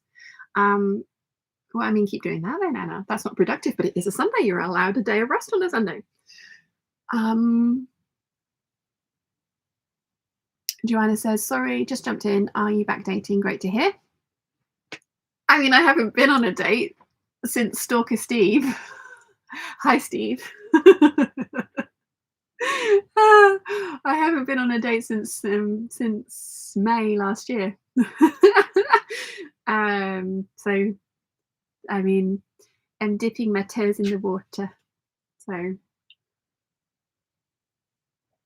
yeah. Yeah. Linda says, the bloke you were seeing from the tunnel seemed nice. Is he the one that you were going to move in with? Yeah. Yeah. Yeah. The person that I got to know, okay, so there was the new someone, and then I broke up with him, and very soon after that started dating somebody else from the tunnel. And the person that I got to know in the tunnel for the couple of years that I was there, or the year and a half that I was there, immediately changed into a completely different person after we were together. And I broke up with him and then was purposefully and intentionally single for 3 years because of that relationship. And that's all I'm going to say on the fact, because he's a very nice person. He just didn't handle relationships well. So yeah. Conchetta says, in that silence was probably the most epic dad-daughter look, perhaps even a raised eyebrow. When I asked him to turn the lid round, he just looked at me like, really? It's like, no, it makes me feel better. I need it to be perfectly aligned. So, the crafty gamer says, Catherine Sewing has put a YouTube up on how to grow long hair. Yeah, I think I've talked to my hairdressers and things about it. Like the thing is, like, everybody's hair has a different life cycle, and mine has a life cycle that gets to about this long. But that's pretty much how long this stuff is up here, and this does not get any longer, which is why it ends up looking so straggly at the bottom when I grow. Because like when I had it cut, it was down to here, but that was only like you know, it was unintentionally layered because my hair just has a life cycle that's that long. So yeah. Joanna's feeling crafty says, I hear you on the wigs. I feel like that about wetsuits, which makes sea swimming in Ireland a different level of an experience. Oh my gosh, yeah. Nimue says, I'm back. Have I missed any sewing? No, of course you haven't. I'm going to try the jacket on in a minute. We'll get there. But no sewing. You have missed no sewing. Good Grace says, I recently chopped off my thick below bum length hair just to above bra length and dyed it purple from dark blonde. So much lighter having it up for work now. I am jealous. I want to grow my hair that long. Nimue says, don't forget to like the stream, peeps. Yes, there's 144 of you and 50 likes. Thumbs up, please. It really does make a difference. Anna says, the dating disasters that wound me in stitches. I mean to say that it could be your book title. Oh, yeah. Yeah, I like that. Olivia says, do the sponsored video. Bethany says, I always skip the sponsor bit because anyway, so it doesn't bother me. Yeah, and you can put in, like, you have to put in that this is an ad, so it should be quite obvious when it is. Tristan says, if you like the product and the money is good, do it. Yeah, I love the bag. Absolutely love the bag. I've worn it a couple of times and always got compliments on it as well. It's gorgeous. So yeah. Rachel Lynn says, do it. I'll bet you can make it interesting. Well, given that it's only a minute and there's a bunch of talking points that I have to hit, I don't know that it's going to be interesting as much as it's going to be like, do you remember that they gave me this bag? I love it. I have been wearing it. I've been getting compliments on it. And there's a giant sale in time for treating yourself for Valentine's Day, perhaps. It's going to be something along those kind of lines. So yeah. Conchessa said, it made me giggle. I missed that look from my dad. Sonia says, do it. Gig Racer says, yes, the sponsored video. Get that money for your house fund. Oh, yeah. Or my necklace fund. Olivia says, I always watch Rachel Maxey's sponsored clips. I do too, because I think she does it really well. Like Philip DeFranco, I tend to skip over his sponsorship pieces, but only because he's got a set group of sponsors that he works with. If it's a new sponsor, I'll watch it. But if it's one of his, like Raycon or Vessi or Magic Spoon approached me. They wanted to work with me, but then they were like, oh, you're in the UK? Nah. I was like, but you work with Philip DeFranco. I want to work with you. Give me the cereal. Because it's a low carb cereal. Yeah, so if with the Philip DeFranco, when I watch his shows, I will skip over sponsored segments that I've watched the sponsorship of before. But when he's got a new one in, like the Japanese snack box one, I want that. I'm an advertiser's dream. I'm just like, yeah, no, I need that. But yeah, all the people that I follow and that I love and that I subscribe to do sponsorships. It's just I can't get my head around like like it'd be fine for me to do the same. It still blows my mind that there's 250. Oh, Patreon peeps! I completely forgot. I said I needed to do that. You guys didn't remind me.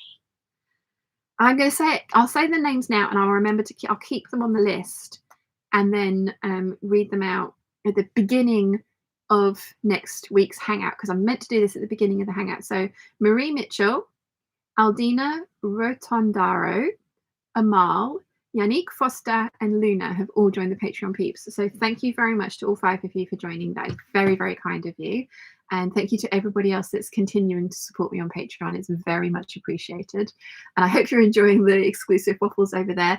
They're not as like highly edited and like all the zooms ins and like, I'm still putting the cutaways and like pictures of patterns and stuff up. They're not as highly edited as the main channel videos. But because I know it's going out to a select group of people, I've been way more open in the waffle than I used to be on the ones that would go out to the main channel. So yeah. Elena says, I will watch you no matter what. Plus you can still make the advert very you. This is true. This is true. Anna says, you're not doing it on every video, and a 60-second segment is not long at all. Yeah, that's the other thing. Like, I don't want to put one out on every video. I mean, it would be really nice to have a sponsorship deal per week. for the videos, but I would never put it in like so I put out the pivot point method in a standalone video by itself, and I would never obviously put a sponsorship in that video because it's a tutorial, so I don't want people to get really fed up of a sponsorship in that one. But then in like the Halston skirt one, I could totally have filmed that outfit with that bag because it would have gone perfectly with the boots and belt that I put on with that outfit. So I could have, like, you know, integrated it easily into that one. Anyway, says sponsorship is a legit way of financing all that you do. It's part and parcel of watching YouTube, like just like ads. Go for it. Linda says, take the money, do the sponsorship. Kinshetta says, do the sponsorship. It's a beautiful bag, and it's the type of sponsor that truly works with your content. Pairing the bag with a coat and style for winter, perfect. That's a really good idea. Ooh, oh, it could go on the it could be in the January lookbook with the black coat and the, oh, that would look nice. Conchetta, that's a really good idea. Yeah, because I could have my tan boots on, black coat, scarf, my infinity scarf from the Higgs and Six. Yes. Okay, I'm gonna message her back and say yes, please.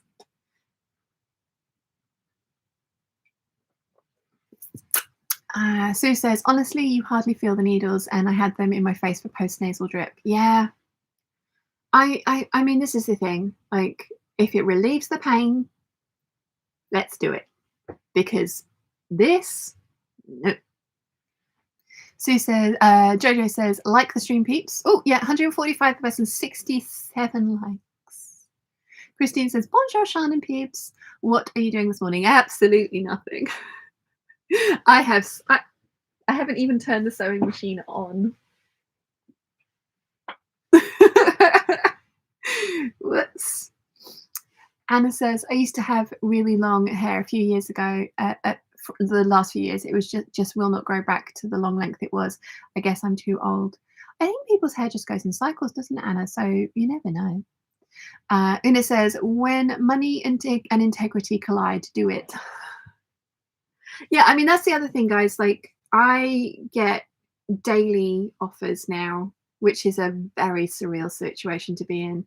I get daily sponsorship offers on both Instagram and YouTube, and there are very few that I want to take. So yeah. I mean, I think you guys know me well enough that if I do start talking, it's like Lily Silk. I absolutely adore Lily Silk, and I wear their stuff, and I'm still using my and washing and using my silk pillowcases, and oh my gosh, those things are amazing. I need to get myself another set. But yeah, I will only work with companies that I genuinely love, and like with Magic Spoon, it's a low carb, low sugar cereal brand that, again, I became aware of because of Philip DeFranco. And I messaged them and I was like, look, I've heard good things about you. I would really like to work with you, but I want you to send me the product first for me to try, rather than, yes, of course, I'll do a sponsorship segment on my video. I need to try it first. And then that's when they were like, oh, you're in the UK, that's not going to work for us. And it was like, oh, damn it. But yeah, if it's ever anything like that I haven't personally tried myself first, then I will always try it ahead of time before even mentioning it to anyone. So me. Kerry Lee says the sponsorship is so worth it. I don't think anyone would mind if it's a financial gain for you. Thank you, guys. Alison says, hello, Shannon Peeps. How are we all today? I'm busy stuffing a cat. Have been waiting for the chat to start, so I'm a bit late. Shan, how's Chiana today? Very well, thank you. How is your new feline overlord? She looks adorable. Have you picked a name for her yet? Teresa says, joining a bit late. Have you started the Ziggy jacket? So anxious to see the finished garment. Let me put it on. Let me put it on for you because you can have a look. I'm going to take, because there's no lining in it at the moment, and I think the lining I picked is actually silk, not satin.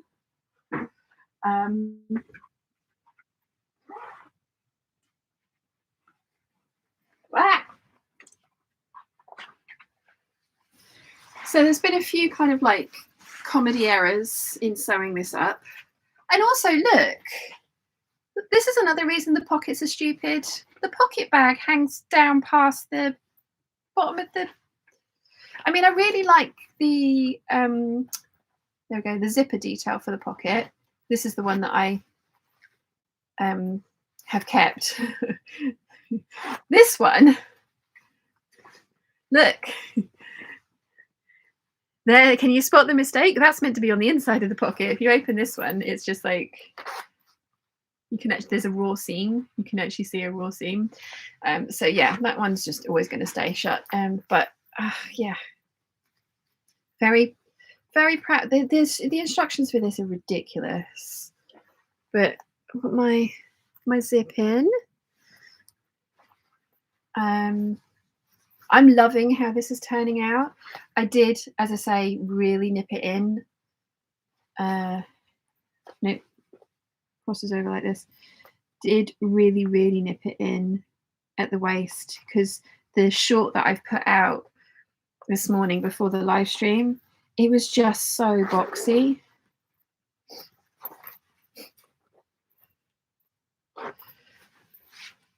So yeah, and then that's the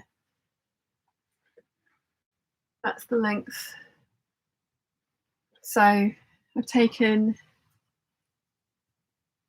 that much out of both sides.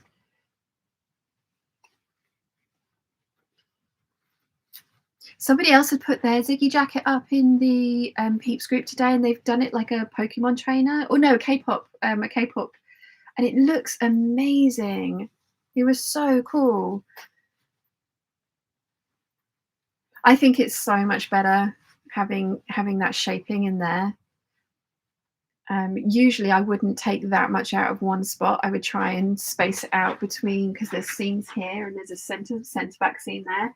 So usually I would try and space it out between all of those, but I've top stitched all of those, and I had top stitched the underarm seam, and I unpicked it, and there are holes and perforations in the top of here, but it's under the arm, so nobody's ever going to see that.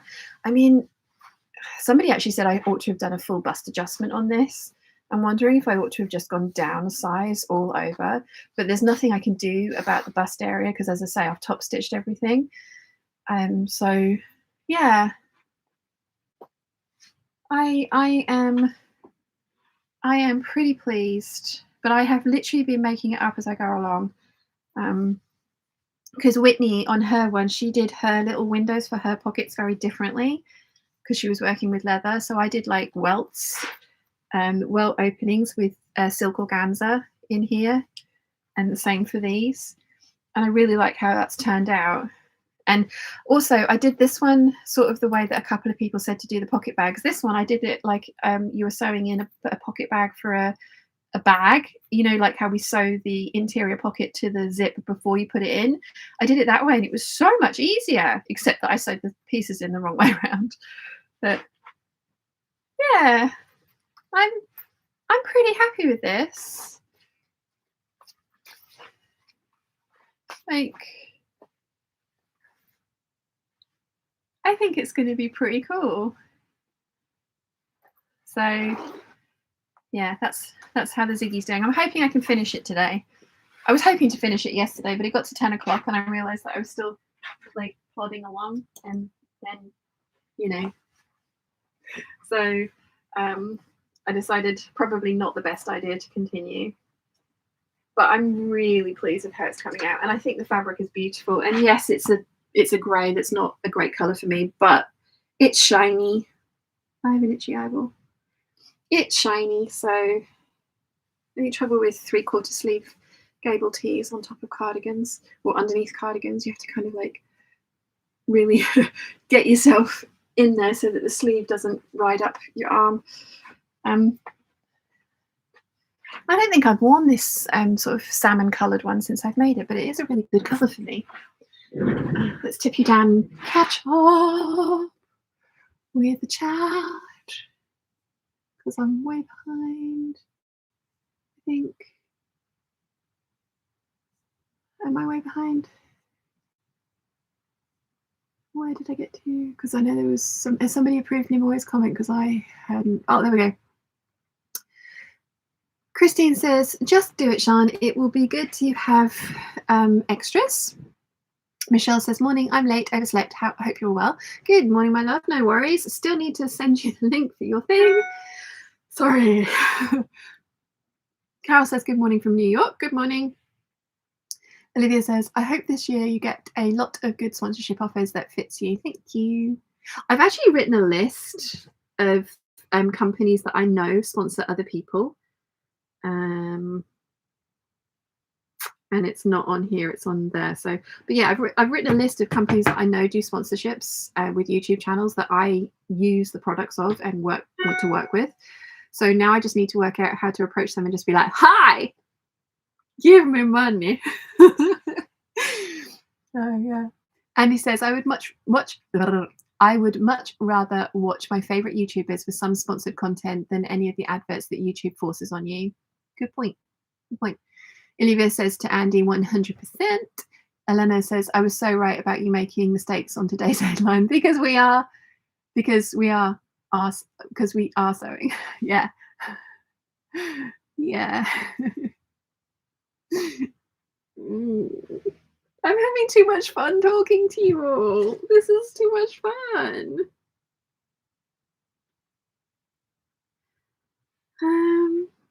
Yeah. Nimue says, do the sponsorship that feel honest and only the ever complaining twats will complain. Yes. Oh my god, I got a comment on the dress band video.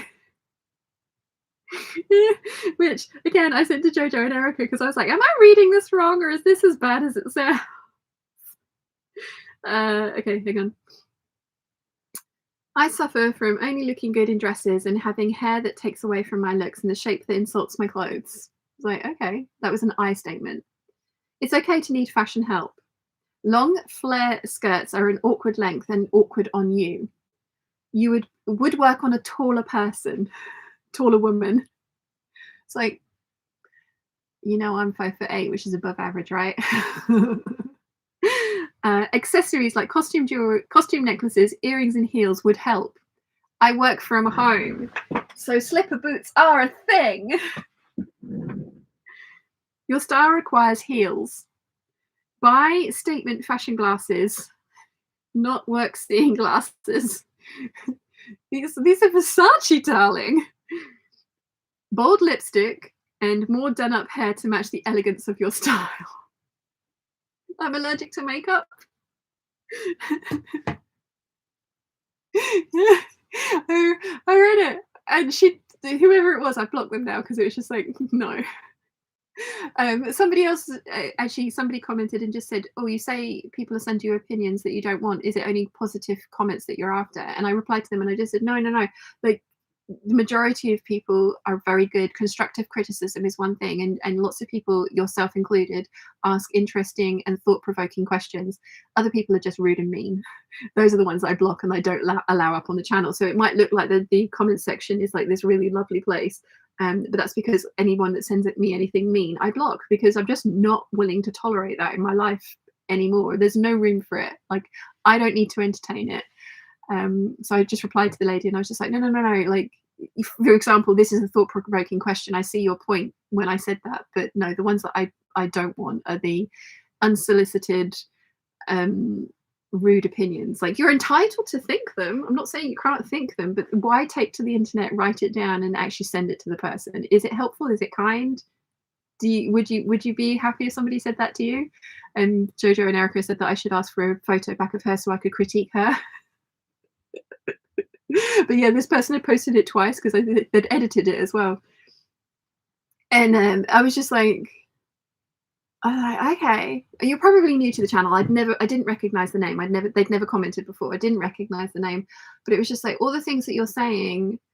Like, the few times that I had heels on was when I was going out, but the rest of the times, yes, I was wearing my slippers because I was working from home, and it would have been really easy to kind of like do a full, like, if I was going out style, like coat, bag, shoes and all the rest of it, but that wasn't authentic because that wasn't going to be my day. Like, it was an authentic look at what I was actually wearing rather than dressing up for camera and then changing afterwards. So yeah, I found that really interesting. But apparently I need bold glasses. My Versace are not going to cut it. I love these glasses. I love these so much. So yeah. Yeah. Carol says, only time you feel anything with acupuncture is when when there really is something to unblock. Only for a quick moment though. Don't let it stop you. No, I'm totally gonna try it. Like I'm gonna get over my fear of it. And you know what? If I'm letting people poke me with many needles, multiple needles, I get fabric. So that's at least 6 lengths of fabric I'm gonna get. I'm gonna save those up for a Gold Hawk Road purchase though. Claire says sponsorship is great for appropriate products. Go for it. Christine says, oh my, that will be epic. Love it. Nimue says silk lining. Never let it be said that moto jacket can't be fancy. I know, right? I like when I was cutting it out, this polka dot, I was cutting it out and it was just like, this is silk. And I don't mind using it for a lining because it's really kind of like it's been faded in places in the sun. So I think that it's going to be perfect for a lining. Catherine says, ooh. Tristan says, love that fabric. I have it and I'm afraid to waste it on something I might not do well. Yeah, no, that's why I've ordered this for the longest time because I've had this since 2019.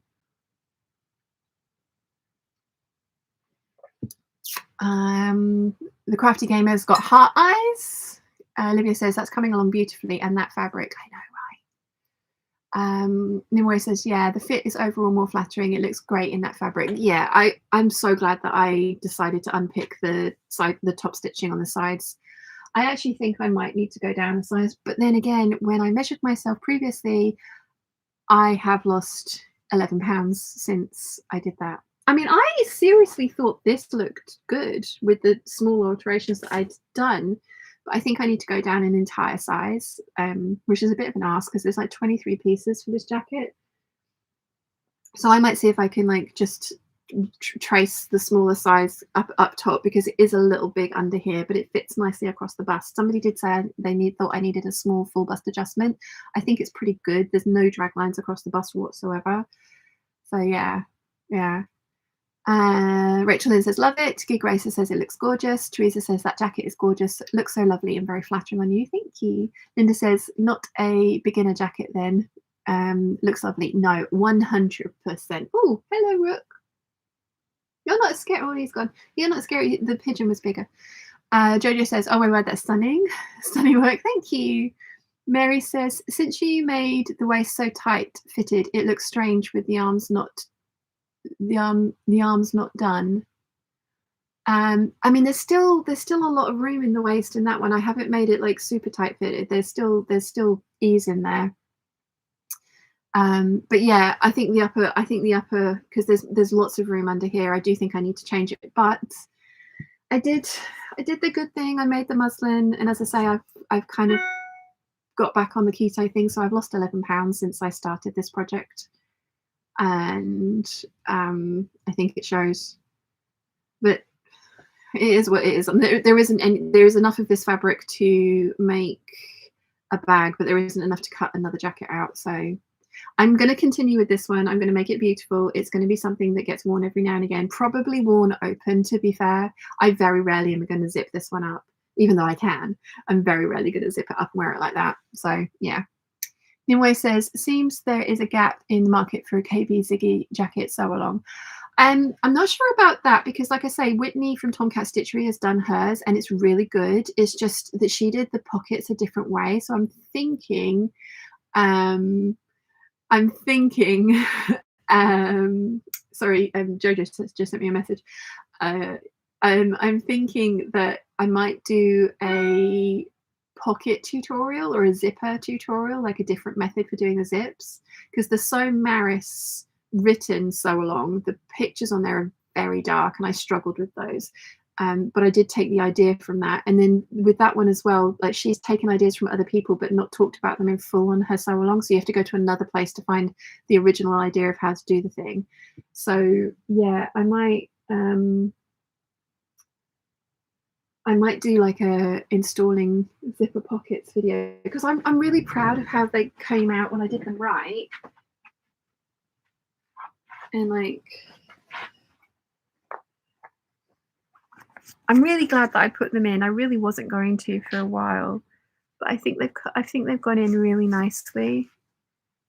and I love the top stitching around them. I think they've come out really nicely. So I think maybe there's a space for that, but I don't think, like I say, because Whitney's done such a good job with her sew along. The other thing with this one that I've noticed as well is that the arms have come out really big, because I'm always really worried about all of my jackets coming out with the arms way too tight. But again, I've lost so much weight, so I think I've lost an inch off of my arms as well. I've lost an inch off my waist, an inch off my arms. Thankfully, the boobs have stayed. But yeah. Conchetta says, love the jacket. Thank you. Olivia says, the salmon colour does look good on you. Yeah, it is in my...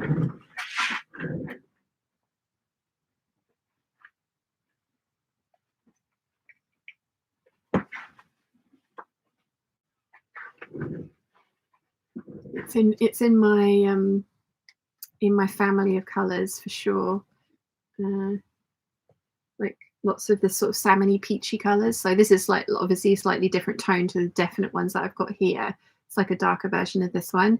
But like when I first made this one, it was almost neon, this colour, but I really like it. I really like it. And I don't know if you'll be able to see. Oh yeah, look there. I've got all of my stark white, black and grey tops, t-shirts and dresses down. And I think they're all going to go. Because I put on grey jeans and I ended up with a bright yellow t-shirt on yesterday, which I really liked. I didn't like the overall all look together, but it was something that, because I wanted to be able to try this on without like a floofy skirt underneath of it. But tried on like a stark white t-shirt with the grey jeans and didn't like it, and then tried on a grey t-shirt and I didn't like it.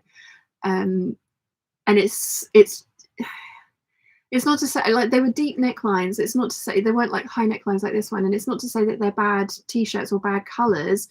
It was just having warm colors like this that make me feel so kind of like vibrant and happy. It was like putting on those muted colors. It's just like, so yeah, I've gone through like this me-made cardigans, t-shirts, jumpers, dresses, tops in there that are just not right for me. So that rack is getting bigger and I've still got more stuff to go through. I've been slowly doing it. Michelle says, don't stress about the link. When you get to it, it's fine. My work is kicking my butt, so minimal sewing happening for a few more weeks. Okay, this is good. I will get to it, Michelle, though, I promise. Richard says, well, that person doesn't know you at all. I know. Christine says, what a weirdo, I know. Elena says, Shan, just don't listen to them. You are gorgeous and you know what is you and what is not. I mean, this is the thing. Like, I used to, I was talking to this about about this to somebody, and I was saying, like I used to let it bother me, and I could get hundreds of comments from you guys that were positive and lovely, and not blowing smoke up my ass kind of thing. And then that one comment, that one negative comment, if they had managed to say something that you already had a niggle in the back of your head, it was one that would like hook on and just not leave. And I used to let them really wind me up.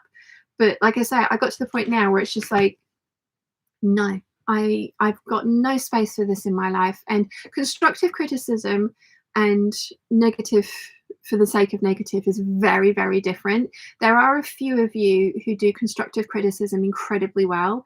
I mean, not just a few of you, but like there's a few of you that are just like harsh truth, but in a very well worded way. But I appreciate that getting tone across online is very, very difficult. And I don't think this person, like, I like to think the best of everyone as well. I don't think this person was specifically trying to be mean. I think, I'd put out a video about like, I don't like these outfits, and I think they were trying to constructively criticize them, but I just think they poorly worded it. But it was one of those ones where it's just like, I read it and I was like, am I reading that wrong? Is that as bad as I think it is? And it was just like, you know what? I don't need to entertain that. So no.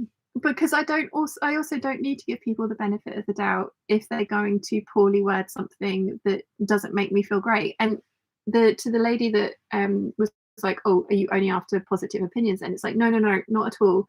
But I just think there is a constructive way of saying things, and then there's a mean way of saying things. And your intention may not be to be mean, but yeah, like wording is difficult. So yeah. Makey says, just unpicked 2 pockets in Ponte di Roma with top stitching that didn't need unpicking. Sometimes it's better not to sew. Go ahead with the advertising. Doesn't bother me. Can always skip ahead. This is very true. Michelle says, I think the critique back is a brilliant idea. Tristan says, wow, she's put a lot of thought into how you can be better. What the heck? I know, right? And I think that's funny as well, because it's a video of me being uncomfortable in the clothing that I'm wearing because it's not my comfort go-to zone. So it's pushing outside of that comfort zone. Yeah. Linda says, but she did say you were elegant. She did. So there was that. Olivia says, those glasses look great on you, and tell the person to kick rocks. If they're American, they'll know what that means. It's right up there with pound sand. Leslie says, hi, Sean, lovely jacket, very pretty, thank you. Claire says, it's looking fabulous, thank you. Kathleen says, to the person giving you all the style criticism, an appropriate Bible verse, first take the plank out of your own eye, and then you will see clearly to remove the speck from your brother's eye. And Olivia says 100% to Kathleen as well. Catherine says, specific technique videos are cool. Yeah, I think that's what I'll do for this, because I can see myself making this again. Now that I've puzzled out what the fluff is going on, I think I will adjust the fit. I have got I've got a faux leather fabric that I wonder if I can get it. It's the one that I made my Carter messenger bag from. Can I get it? Oh, it's right on the edge, so I probably can.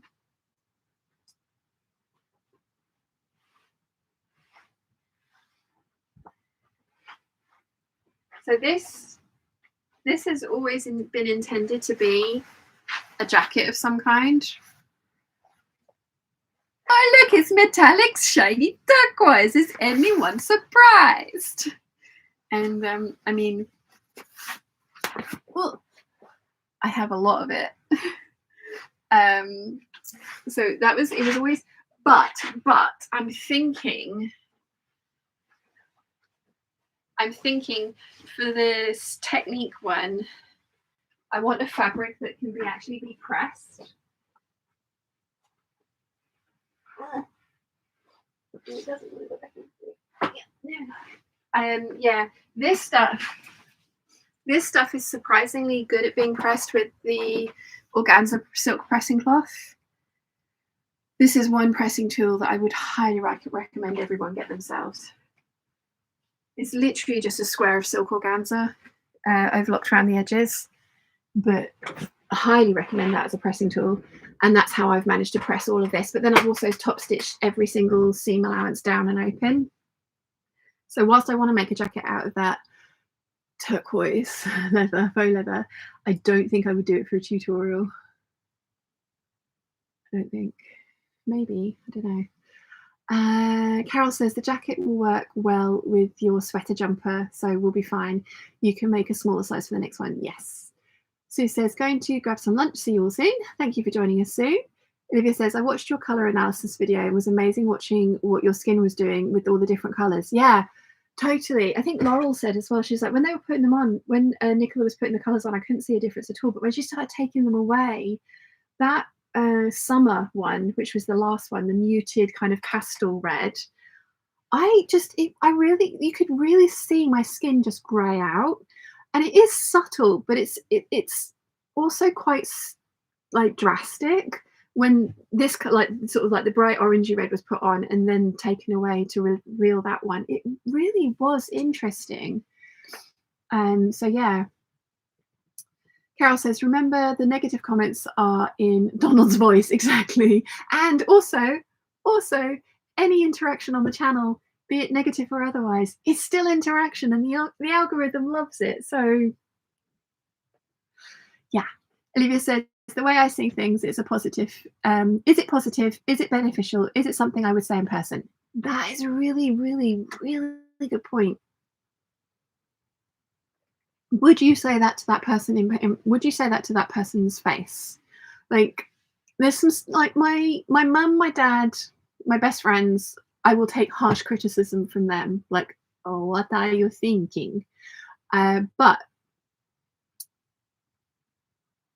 I don't have to take it from anyone else, and nobody does.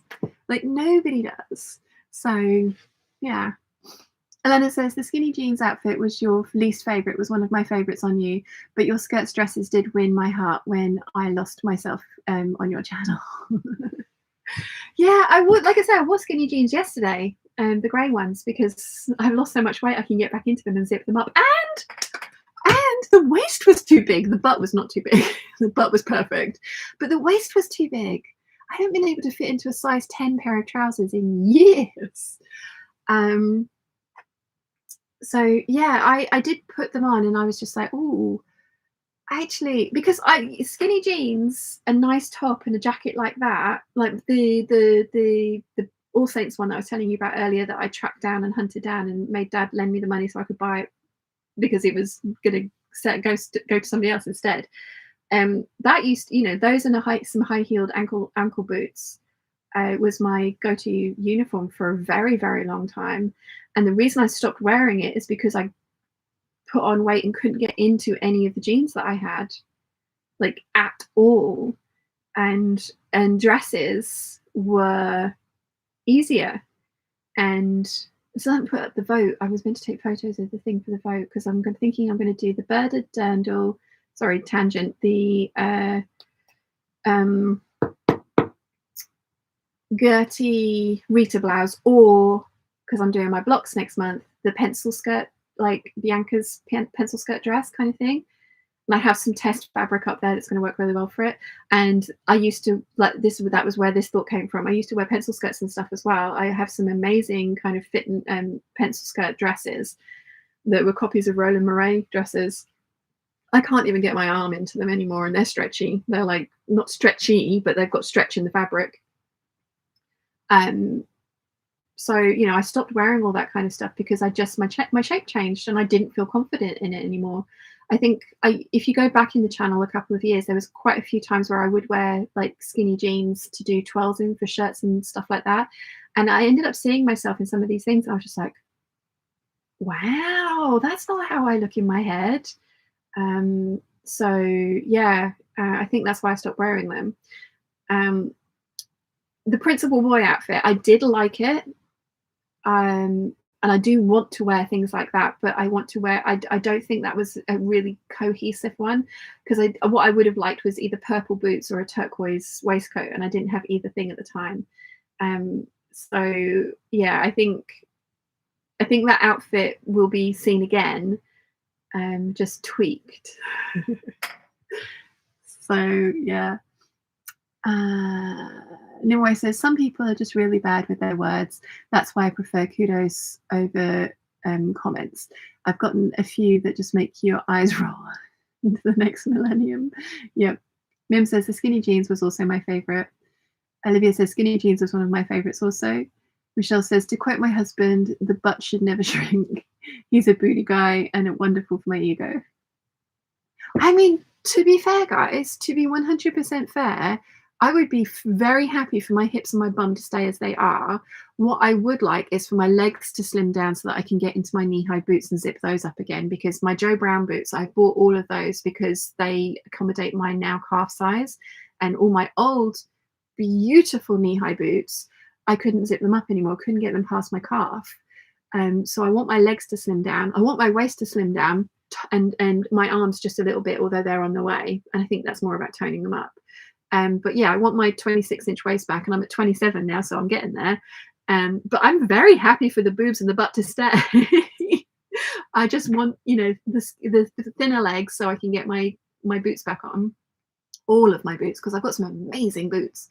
And yeah, some thinner arms so that I can get into all the coats that I've made without like struggling. So yeah. Elena says to Olivia, if I ever see Sian in person, I probably will be so starstruck that I wouldn't be able to say anything at all. Aw, but yeah, of course you will. Olivia says, me too. Oh, you guys. Laura says, absolutely loving how happy and confident you're sounding with your body. I know. And yeah, I think I think over the last couple of years, there's been external voices that I've listened to that I shouldn't have. And again, that's not to say that anyone was a bad person or doing it in a mean-spirited way, but there were things that were said that really hit my confidence.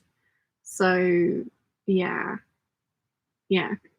And I mean, one of the comments I got a couple of times on the dress band video was like, "You do not have a big butt," and it's like, I kind of do, but that's not a bad thing. I don't mind having a big butt.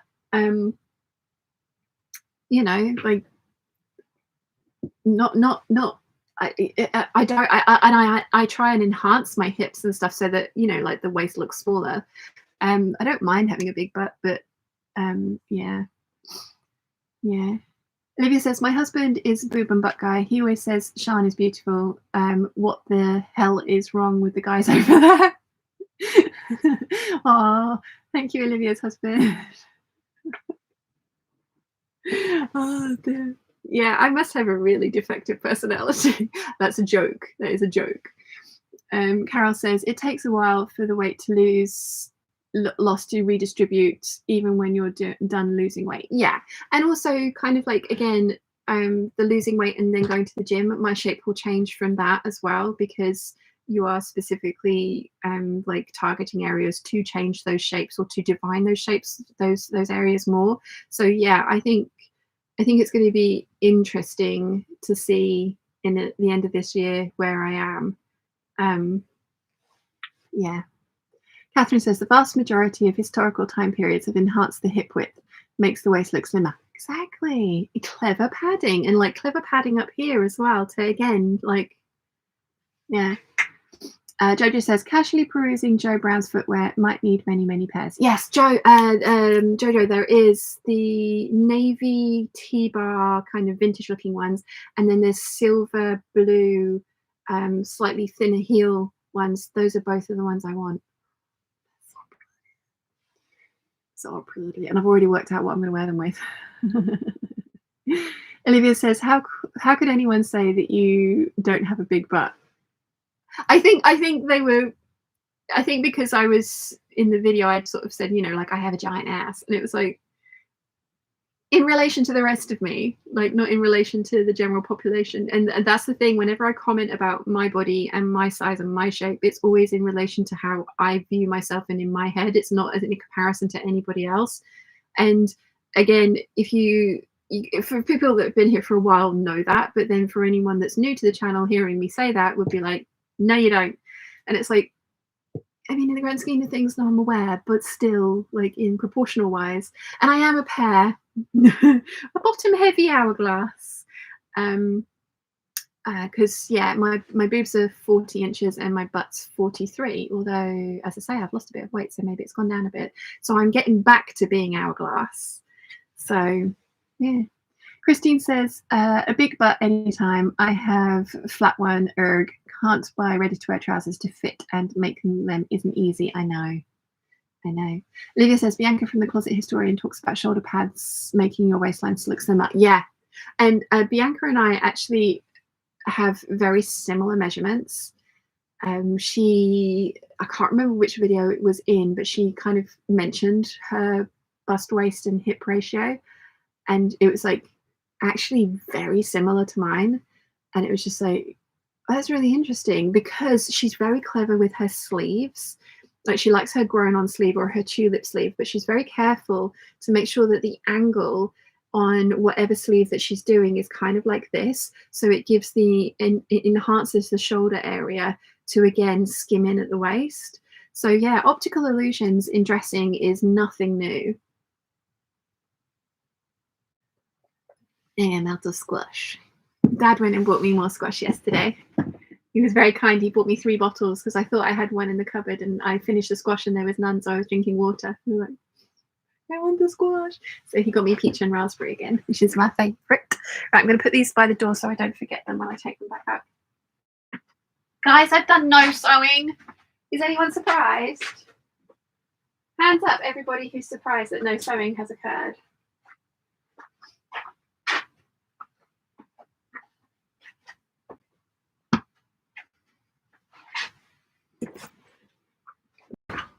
No sharing whatsoever.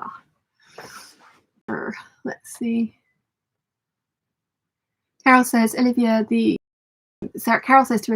80s were great for the hips. Yeah. Olivia says, except you're taller, or is that just a camera angle? I think I am a little bit taller than her. I think I'm maybe 3 inches taller than her. I mean, technically, if you Google Kim Kardashian's measurements, she's got a 26-inch waist, so my waist is like an inch bigger, but I have the same measurements as Kim Kardashian, but I am also 6 inches taller than she is. So, and you know, that was pre-weight loss because she's lost a lot of weight really quickly recently. Yeah, this is pre-Marilyn dress. But yeah, like I look nothing like her physically, obviously, but we have the same measurements. So like measurements really, I mean, they're helpful to get fit, but it very much depends on proportions as well. So yeah. Olivia says to Carol, those dynasty shoulders. Sue says, I have a big butt, but it's a pain when hemming because it's like a bustle. Yeah, actually, I'm getting that comment quite a lot on my how to hem, or what's the best hem leveling method. And yeah, lots of people are like, oh, but don't you have to take into account hips and butt and stomach and all those kind of things? And it's like, well, of course you do. I mean, it comes a point in when you're making videos, especially when they're like half an hour long. It's like there's so much information that you could say, and then like add this as well, and then this as well, and it becomes like this really long lecture that won't be interesting to watch. So you kind of have to like refine it down and pick and choose. And the best method for hemming, if you do have a butt that will distort the fall and hang of your skirt, is the chalk blower with you wearing the piece. Because you put it on, you blow the chalk, you move around, you stand very, very still, but I have found, for me, in my experience, the pinchy device, which I still love, and the lay it down, smooth it out, and measure method give me very, very, very few people have gone, your skirt is crooked. Because whilst it might be slightly shorter at the back, it's not hugely shorter at the back. So yeah. Nimue says, I think fashion industry has pushed the straight slim body type because it's easy to fit, but curves are beautiful. Yeah, totally. And I think that is the point. I think, as I've just said, so there's 3 of us that have very similar measurements, me, Bianca, and Kim Kardashian. On paper, for what's put out there for what her measurements are, I don't know if they're true or not, and from what I remember Bianca saying about her measurements, we have very similar measurements. But if you put us all next to each other, we also have incredibly different bodies, and that's exactly what Nimue is saying. Very difficult to fit. Like when I had my Playboy bunny corset made, they came in and they measured all of us girls. There were 82 of us. They measured all of us. And it was a fashion house that was making these corsets, and then we had in-house seamstresses that were then making 2nd and 3rd corsets for everybody. And the fashion house came back and they wanted to see 5 of us out of the 82. One of them was me, and they were just like, oh, we think there's been a mistake with your measurements. And at the time I had a 24-inch waist and 38-inch hips and a 36-inch bust, so I was still a pear shape technically. And they were like, oh, no mistake in the measurements. And so they fitted me to this corset, and I kept saying to them, you need to put a longer zipper in, because when you do the crotch seam up, this is not going to fit over my hips. No, it'll be fine. Couldn't get it up over my hips because the waist was so small. And I've had comments in the past, people getting pissy about me talking about how small my waist was, and it's like, I'm not showing off or bragging, I am just talking about what was my reality at the time. And same here, like I'm never going to get down to a 24-inch waist naturally again. I'm corseted, so yes. But it was a really interesting experience going in and watching how they were fitting these things to these different body shapes. And the reason that they picked the other 4 girls out of all the measurements that they've been given is because they had extremes. of, you know, like one extreme, like really big boobs with no hips, or, you know, very curvy, but not quite so big in the bust area. But, you know, another thing with that is lots of the girls were putting because we had tails which had covers on them. So lots of girls were taking the covers off of the tails and putting tails in their boobs, in their corsets, to give them the proper, like, giant Jessica Rabbit look. So yeah, like, just because somebody is a set of measurements doesn't mean to say that they have the same body type as somebody else who has exactly the same measurements. It's the same when they do those comparisons with lots of people who are the same weight from height to height, you know, from like 5'4" through to 6'4", and they're all weigh the same. It's a really interesting seeing what a weight looks like at a certain height, because again, you know, saying to somebody, oh, I weigh 11.5 stone, means nothing really without a lot more data. So yeah. Jojo says, ah, ha, ha, ha, I saw them, and yes, Lee, yes. For my navy especially, would really work with my navy jean wiggle dress by Gertie. Yeah, those navy shoes are nice. Catherine says, your measurements are real, Kim K's are surgically modified.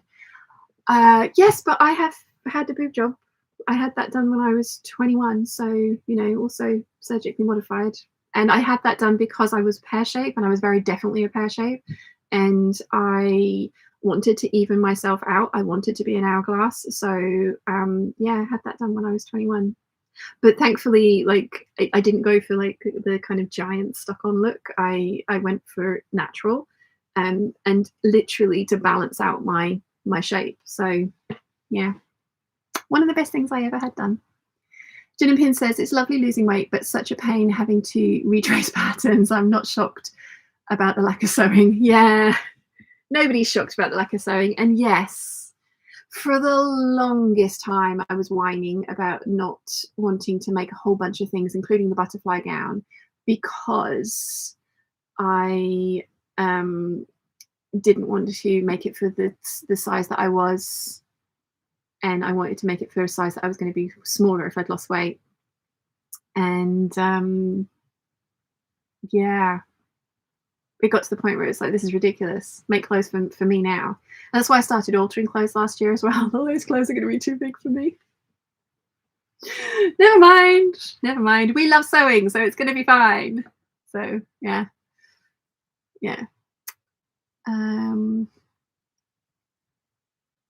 Eliza says, good morning, been listening but forgot to extend a greeting, chiming in from the Big Butt Club here. Hello, Eliza. Olivia says, I think you look better, just saying, you're a natural woman. Yes, I said that in Aretha's voice. Nice. Sue says, it's okay for longer dresses, but the shorter ones that make I've made look ridiculous, lol. Yes, just bought chalk hammer but had to send it back. Oh no. Elena says, I did measure myself during the week, ended up crying because I lost my waist completely. Now I feel like a rectangle with boobs because 45, 37, 39 pattern fitting is a pain. Lost, not list.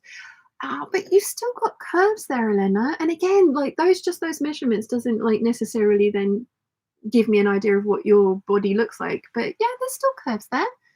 But yeah, I completely understand losing confidence when you change shape, because massively did that one as well.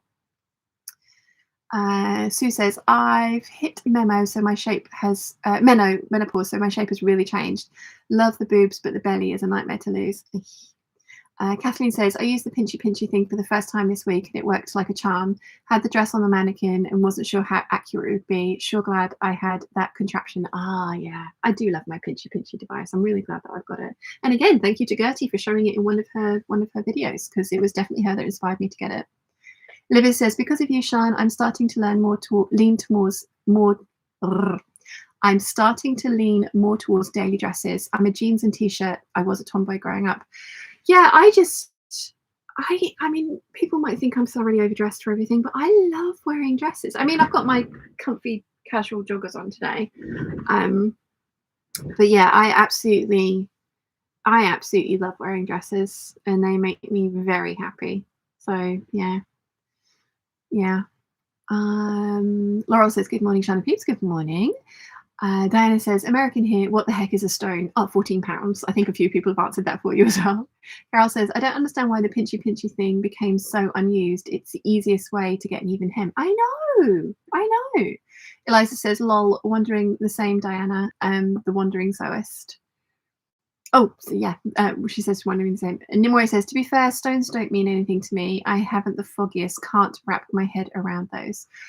Right, so 140, 154, £157 I weigh. That's what I weigh, if that helps. I don't know about kilos. Sorry.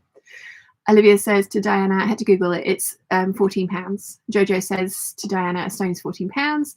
Eleanor says, you're not the only one. I am short, 5'3" and 160. Yeah. I mean, at the end of the day, again, Philip DeFranco, he has gone on a massive weight loss and health journey, and he actually videoed himself and put himself out topless at his biggest. And he was like, I was going to wait until I'd done my kind of like get shredded and all the rest of it. He's like, but I wanted to hold myself accountable, but also see it. And he's like, I'm not doing it necessarily because he also has polycystic kidney disease. So he really needs to look after his health, especially around the age that he is now, because that's when his dad started kicking in and things.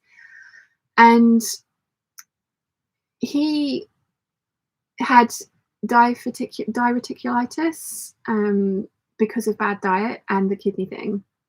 And he was in hospital and in pain. And they basically said to him, you need to change your lifestyle, dude. You're like, you need to just change things up.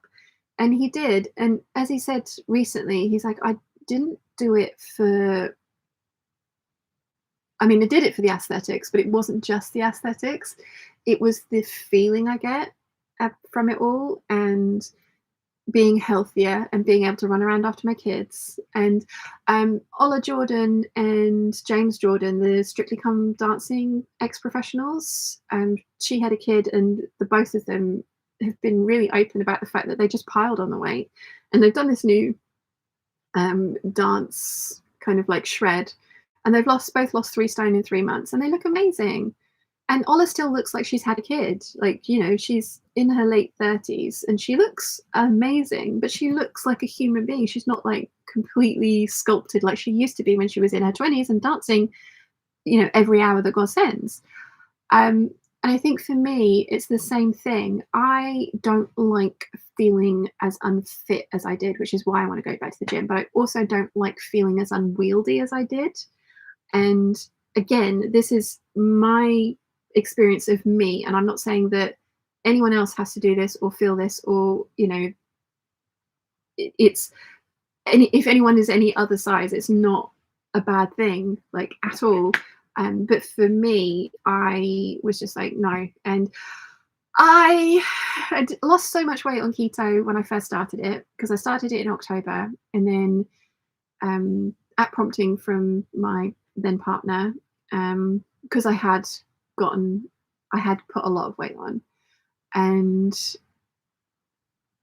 I got sick with COVID, and then we were breaking up, and it was obvious that we were breaking up. We hadn't said it to each other yet, but it was obvious that it was happening. And I just comfort ate, and the keto went out the window. And thankfully I didn't pile it all back on, but I did, it stagnated, and then I did sort of like fluctuate between this very small, and I just wasn't feeling great about myself. And it was just like, do you know what, like, because I when I started losing on keto, even eating keto, like not eating the carbs and things like that, because when I first started eating bread again and stuff, when I was comfort eating because my heart was broken, I'd eat bread, and then like half an hour later I'd need a nap. I would be that tired because of the sugar crash after the sugar spike, and it just didn't feel great.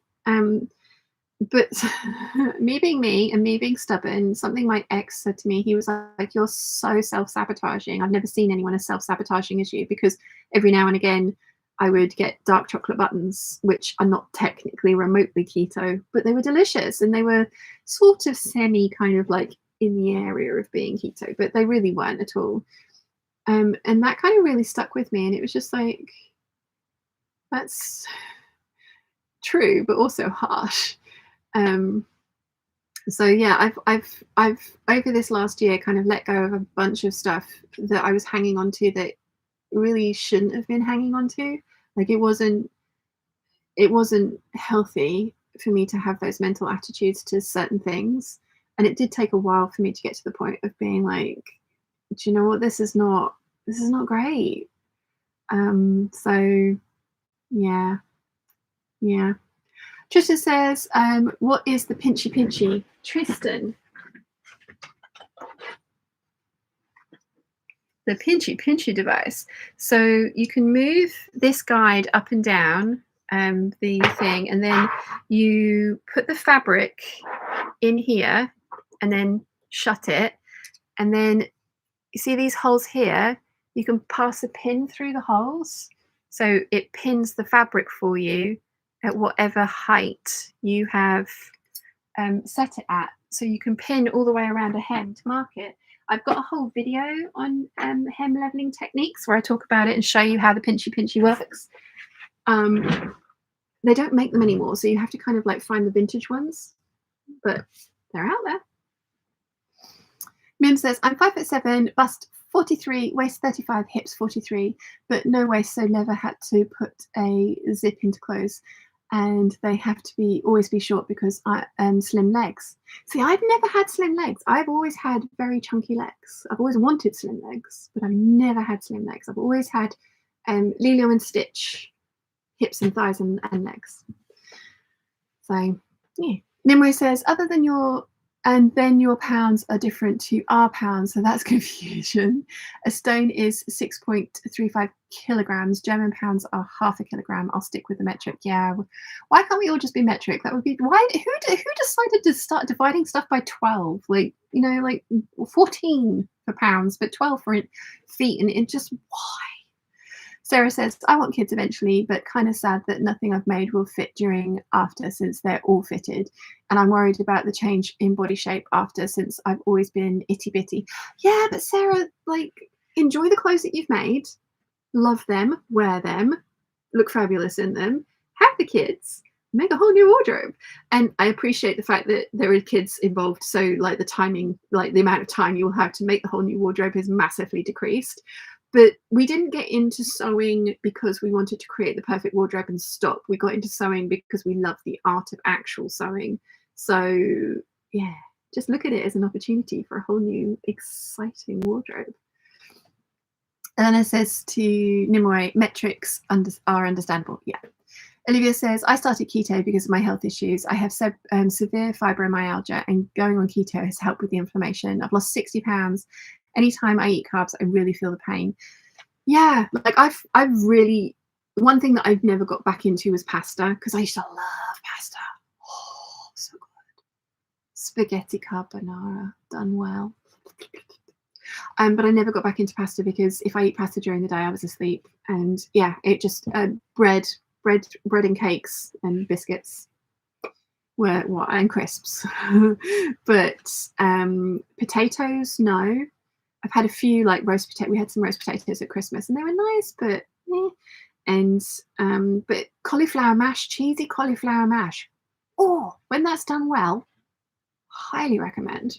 So yeah, no, I see what you're saying, Olivia. For me, I really notice it. I really noticed it when I started like eating things again. And again, like eating a giant packet of chocolate digestives in 2 days is not a good idea, even if you're not doing keto. Like, you know, I was totally indulging my need for comfort food, and I don't need comfort food. We're talking about it now, so yeah, I'm not even having a sweet craving, but like a glue sniff, I don't know, but this stuff is so good. Yeah, it was just, it was my stubborn streak with the whole kind of self-sabotaging comment. It was like, I'm not self-sabotaging, and I totally was, but it's just like, stop being a dick.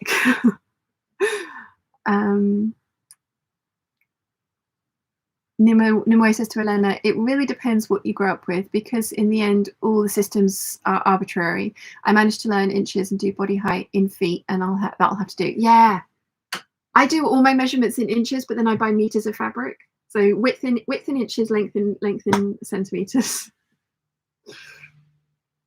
Yeah, it can be 54 inches wide and 2 meters of that, please. Caroline says, especially with the work thing only happened Thursday. I hate the way I feel at the moment. Oh, Caroline, many hugs for you, my love. Did I miss the beginning comment? Many hugs for you. Tristan says, very clever about the pinchy device. Yeah. Olivia says, I've recently gone carnivore, and when I slip, my husband is not keto and I will have to cook for him. I really feel it, and the cravings come back. Yeah. I have to say, Mum and Dad have been amazing, because they've been letting me have bad food in the house and they haven't caved. Like, Mum's going for her ultimate goal weight and she's getting there. Dad's stagnated again. He lost a couple of pounds, but he stagnated again. But we're trying to, I've given him one of these because we're trying to get him into intermittent fasting as well, because that's working for me too.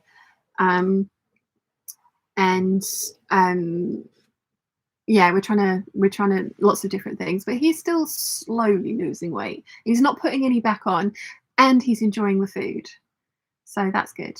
We had chipotle chicken salad last night with cheese and sour cream and avocado. Well, they had avocados and tomatoes, and it was delicious.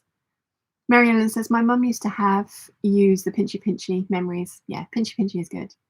Jojo says to Olivia, that's really interesting. I have severe fibro too. I'm wondering if I should look into it. I mean, at the end of the day, it's worth a try. The only downside is that it's really not cheap, because all the stuff that you are meant to eat on it is the expensive side. Like, it's none of the filler stuff. But yeah. Elena says to Nimoy, I know, I've tried to learn imperial measurements for the last 10 years and still don't get it.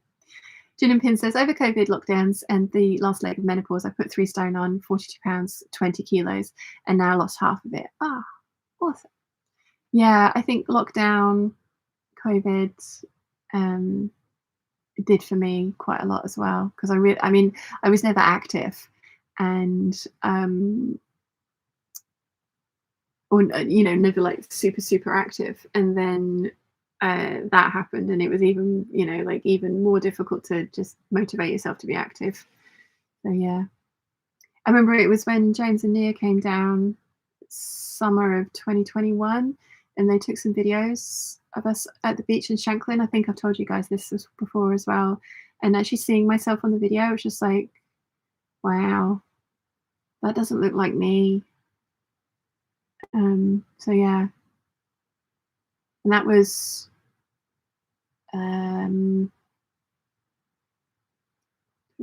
that was 25 pounds I've lost since then. So yeah.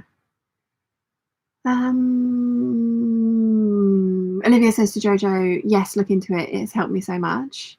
It's got to be worth a try. And that's the thing, like, just because I love this and other people love this particular way of eating and living doesn't necessarily mean to say that it's going to work for everybody else. And I think that's the thing, is like, you experiment and you work out what works for you and then stick with it. And I struggled massively. I tried Noom, I tried Weight Watchers, I tried Slimmers World. I hated every single one of them. I couldn't do it. They were constantly like, eat more of this. I was like, I don't want to. I want cheese and bacon. And I can have cheese and bacon. I made myself a delicious omelette with chorizo and cheese all over it, with spring onions on top, scallions on top. Oh, so good. So good. And yeah, Weight Watchers would have had a fit if they'd seen that. So yeah, it's about finding what works for you and sticking with it. Ali says, Sean, you must be hungry. We're talking about food. Actually, no, I'm not. I will get hungry around about, so it's 2:00 now, probably another 2 hours, my tummy will start rumbling. And then we eat around about 6:00. So I've been having a really small snack. Mum's makes keto crackers, which are really, like, they're kind of like cheese and seed based. So that with like some butter and Marmite on it. So yeah, just yeah. And again, this is what we've discovered and works for us. Nimue says, I've been holding off on a bunch of skirts because I hope to get my pre-panini waist back. It's not that much, but I've decided to just go with the 18th century Shan's vintage skirt technique. Yeah, I need to do that, don't I? I need to do a tutorial. My list of videos that I need to do is very long. I've decided I really wanted to get the sewing room tour up for you in December because it's a video that's going to do really well. And I really wanted the December advertising revenue on it. So that's why I've not put it up in January, because I was too late to do it in December. So I'm waiting for spring because the ad revenue goes up in spring as well, because January is atrocious ad-wise in comparison to what the rest of the year is. Like I did really well last January because my video kind of went mini viral for the channel. So I did really, really well last January, and I'm not doing that well this year. I've got like half of what I earned last January, but I was expecting that, so it's fine. Jin Pin says Mesopotamians originally had 60 base mathematical systems as easy to divide by lots of numbers, so 12 hours in the day. I'm definitely an imperial girl. Ah, so it's the Mesopotamians that we have to blame for the 12-hour thing. Okay. Mary says, just joining from Ohio. Welcome. Carol says, lockdown, less movement, more wine. Was a bad combo. Yeah. Yeah. Oh, and I discovered magic wine. That's another thing that I've cut out, is actually drinking as well. Every now and again, Dad will treat me to a bottle of Jam Shed, which is incredibly kind of him. But he also brings it home. The last one was a couple of weeks ago. And magic wine, I can drink the entire bottle and not have a hangover the next day. So Jojo and Erica were treated to a slightly pissed Sean evening. But I've stopped drinking beer. Like I if I have it in the fridge, then I'll drink it. And because I love the taste, but I also really like squash. And I have found that I prefer drinking with company. And obviously I can come down with mum and dad and sit and have a drink with them, and that's fine. And I do every now and again. But just sitting alone in my room drinking beer because I had it was just like, why am I doing this? Like, I'm enjoying it, but why am I doing this? So yeah, like I have also massively cut out booze. Dad has had to cut out booze because of the heart condition that he's on at the like medication and stuff that he's on at the moment. And we're still waiting to find out if he's going to need a procedure or not. But yeah, it was one of those things where it's just like, let's get it out of the house. And I think that's contributed to mum's weight loss as well. But mum has started drinking Viognier again because that's her favourite white wine. And she likes a glass of that in the evening with Dad's company. So, you know, like she's got to her ideal weight, and it's now about maintenance for her. I mean, to be fair, she does, there's a few more pounds that she's like, oh, I wouldn't be sad if they went. But yeah, it's like a maintenance thing. So it's about working out what works for you and your lifestyle and then going with that. So yeah. Else. Let's see, where did I get to with the chat? Ms. Principal says, I grew up on imperial measurements, still don't understand how to read an 1/8 of an inch. Eliza says, grew up with imperial but use only metrics at work. Funny how your brain switches gears depending on whether you're at work or in the sewing room. Yeah, totally. Yeah, whenever they give me measurements in centimeters, I'm like, I have no idea. 32.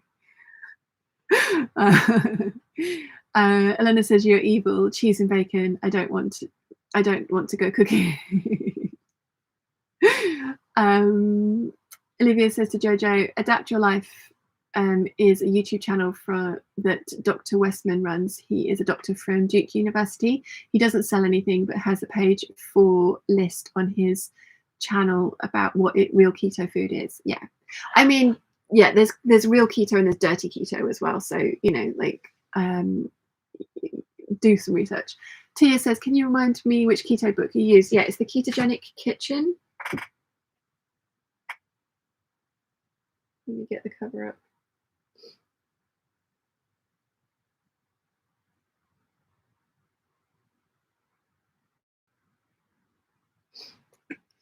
That's the one. Oh, I don't. Yeah, that one. The Ketogenic Kitchen by Dominique Kemp and Patricia Daly. Really like that one. There's some really good recipes in there. Some chocolate pudding recipes. Ooh.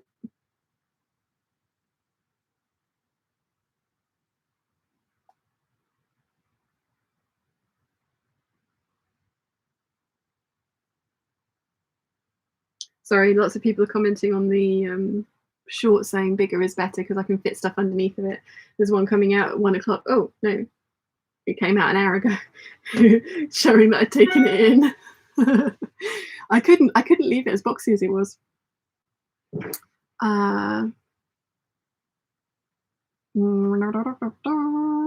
Olivia says, also, Dr. Berry has a great channel. Keto is easy. Only eat animal products, a limited amount of carbs. Yes, vegetables have carbs, and no processed foods. Yeah, we eat a lot of cauliflower, broccoli, salads and spinach, courgettes, green beans, long, thin, green string beans.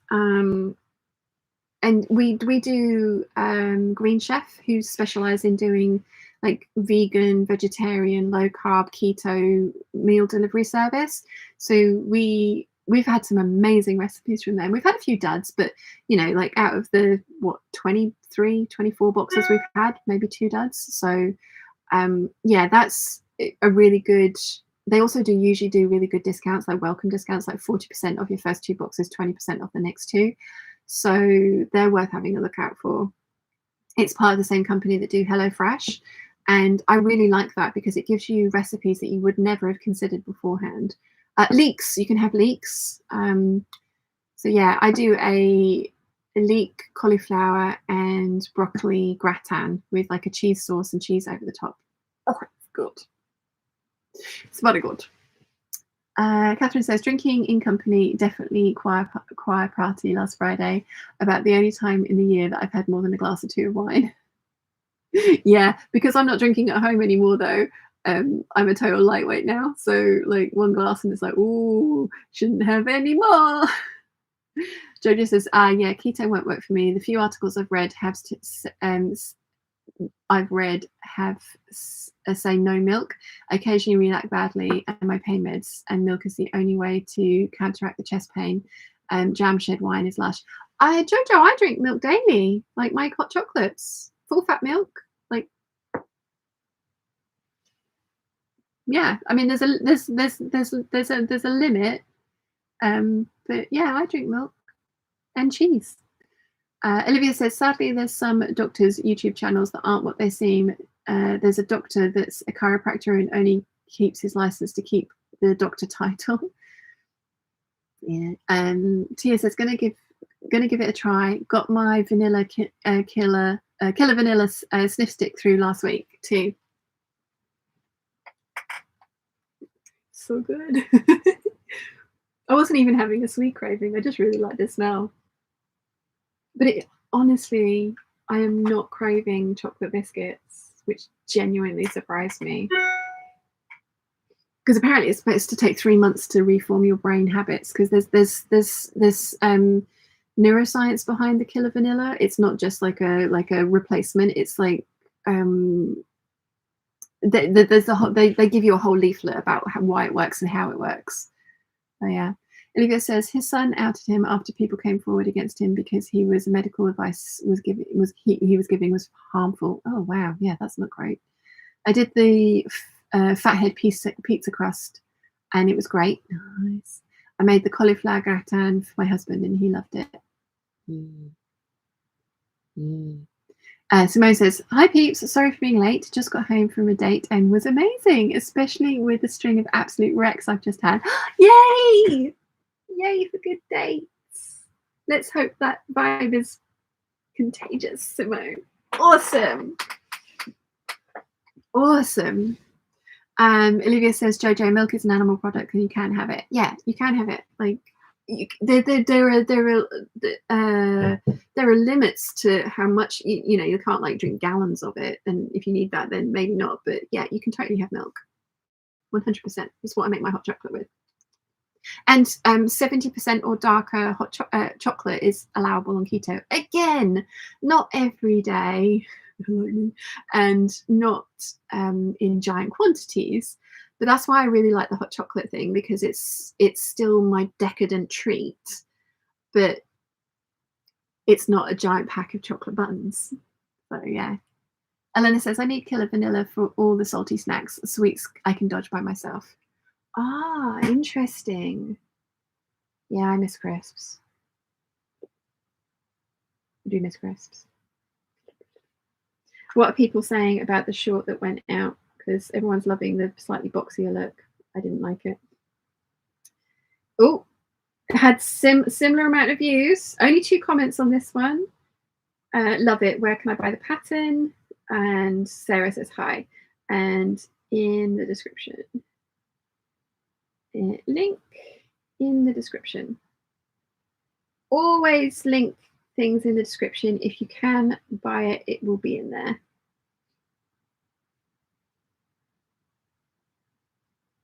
Yeah.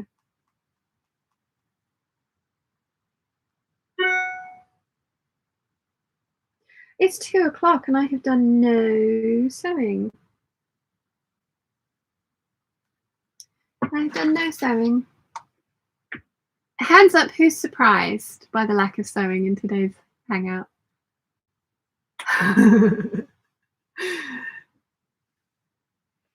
Yeah, I fully intended to. I'm gonna when we finish.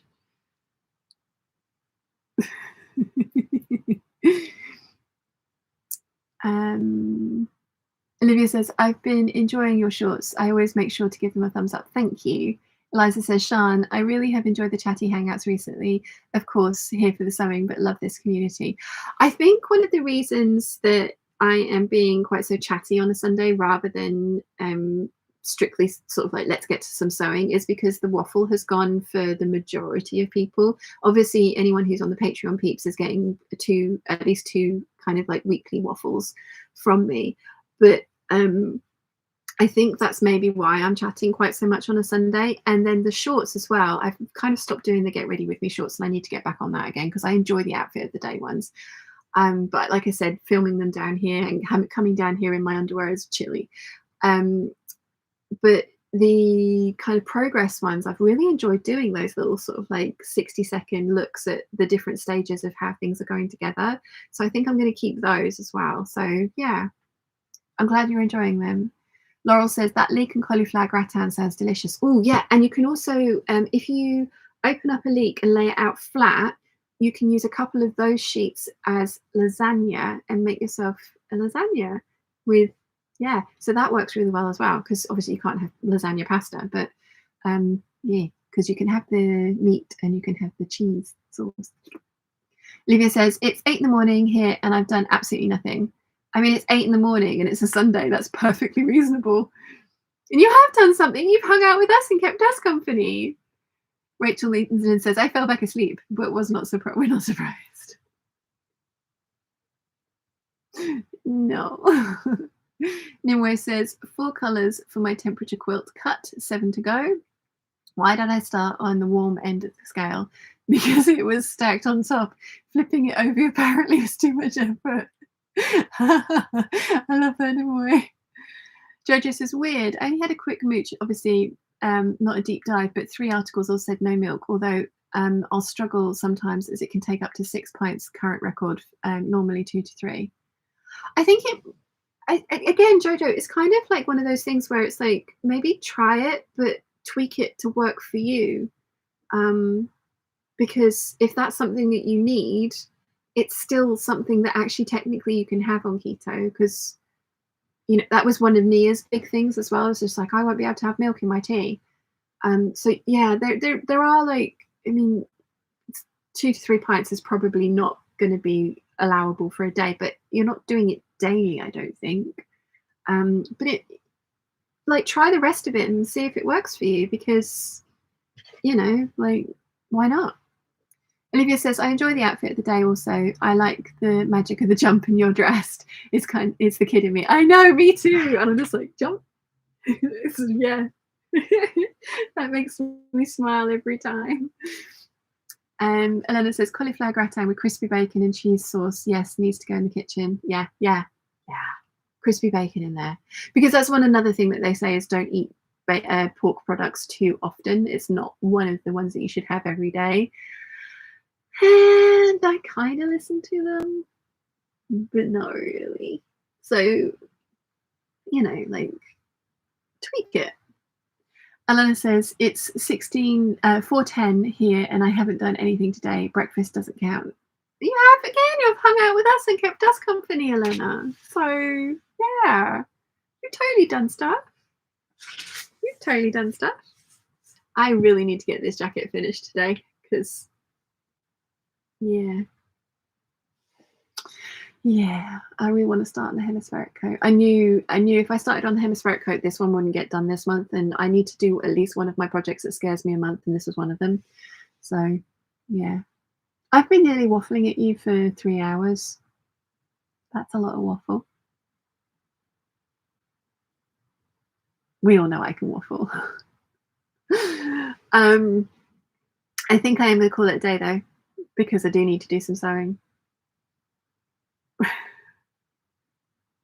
Clearly just not on camera. Livia says, I've also started the OMAD 1 meal a day, and it's not hard. Yeah, the intermittent fasting has worked really well for me. Olivia says, I thought it would be, but it's not. And Rachel then says goodbye. Yeah, I think I'm going to call it a day, peeps, because I am thirsty. That's something that I have noticed on keto. I drink a lot more, which is great because, you know, everyone keeps saying more liquid the better. So yeah. Thank you so much for listening to me waffle and for not giving me too much grief about not actually sewing.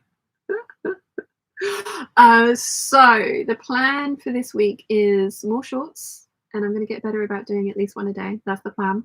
Then we will have January's lookbook on Friday. And I'm not sure if we're going to have a proper video on Saturday or not, because the idea was to do one proper video a week and then shorts for the rest of it and a hangout. And January, because of all the plans and fabric calls that happened in January, that's why there was so many like proper videos coming out, like 2 a week. But the plan for the year is like 1 proper video a week. So I might try and maybe do like a technique video as the second video for a week. But I'm not going to guarantee or promise that. But there will be shorts every day. There will be a video on Friday, which will be January's lookbook, 2 pieces. And then there will be a hangout on Sunday as well. Sunday as well, although Rachel and Martin arrive on Sunday, but Sunday afternoon. So thank you for hanging out with me. Thank you for chatting all things, and I will see you during the week for more waffle, twirls, muslins, progress videos, and all of that good stuff. So I shall see you very soon. Bye.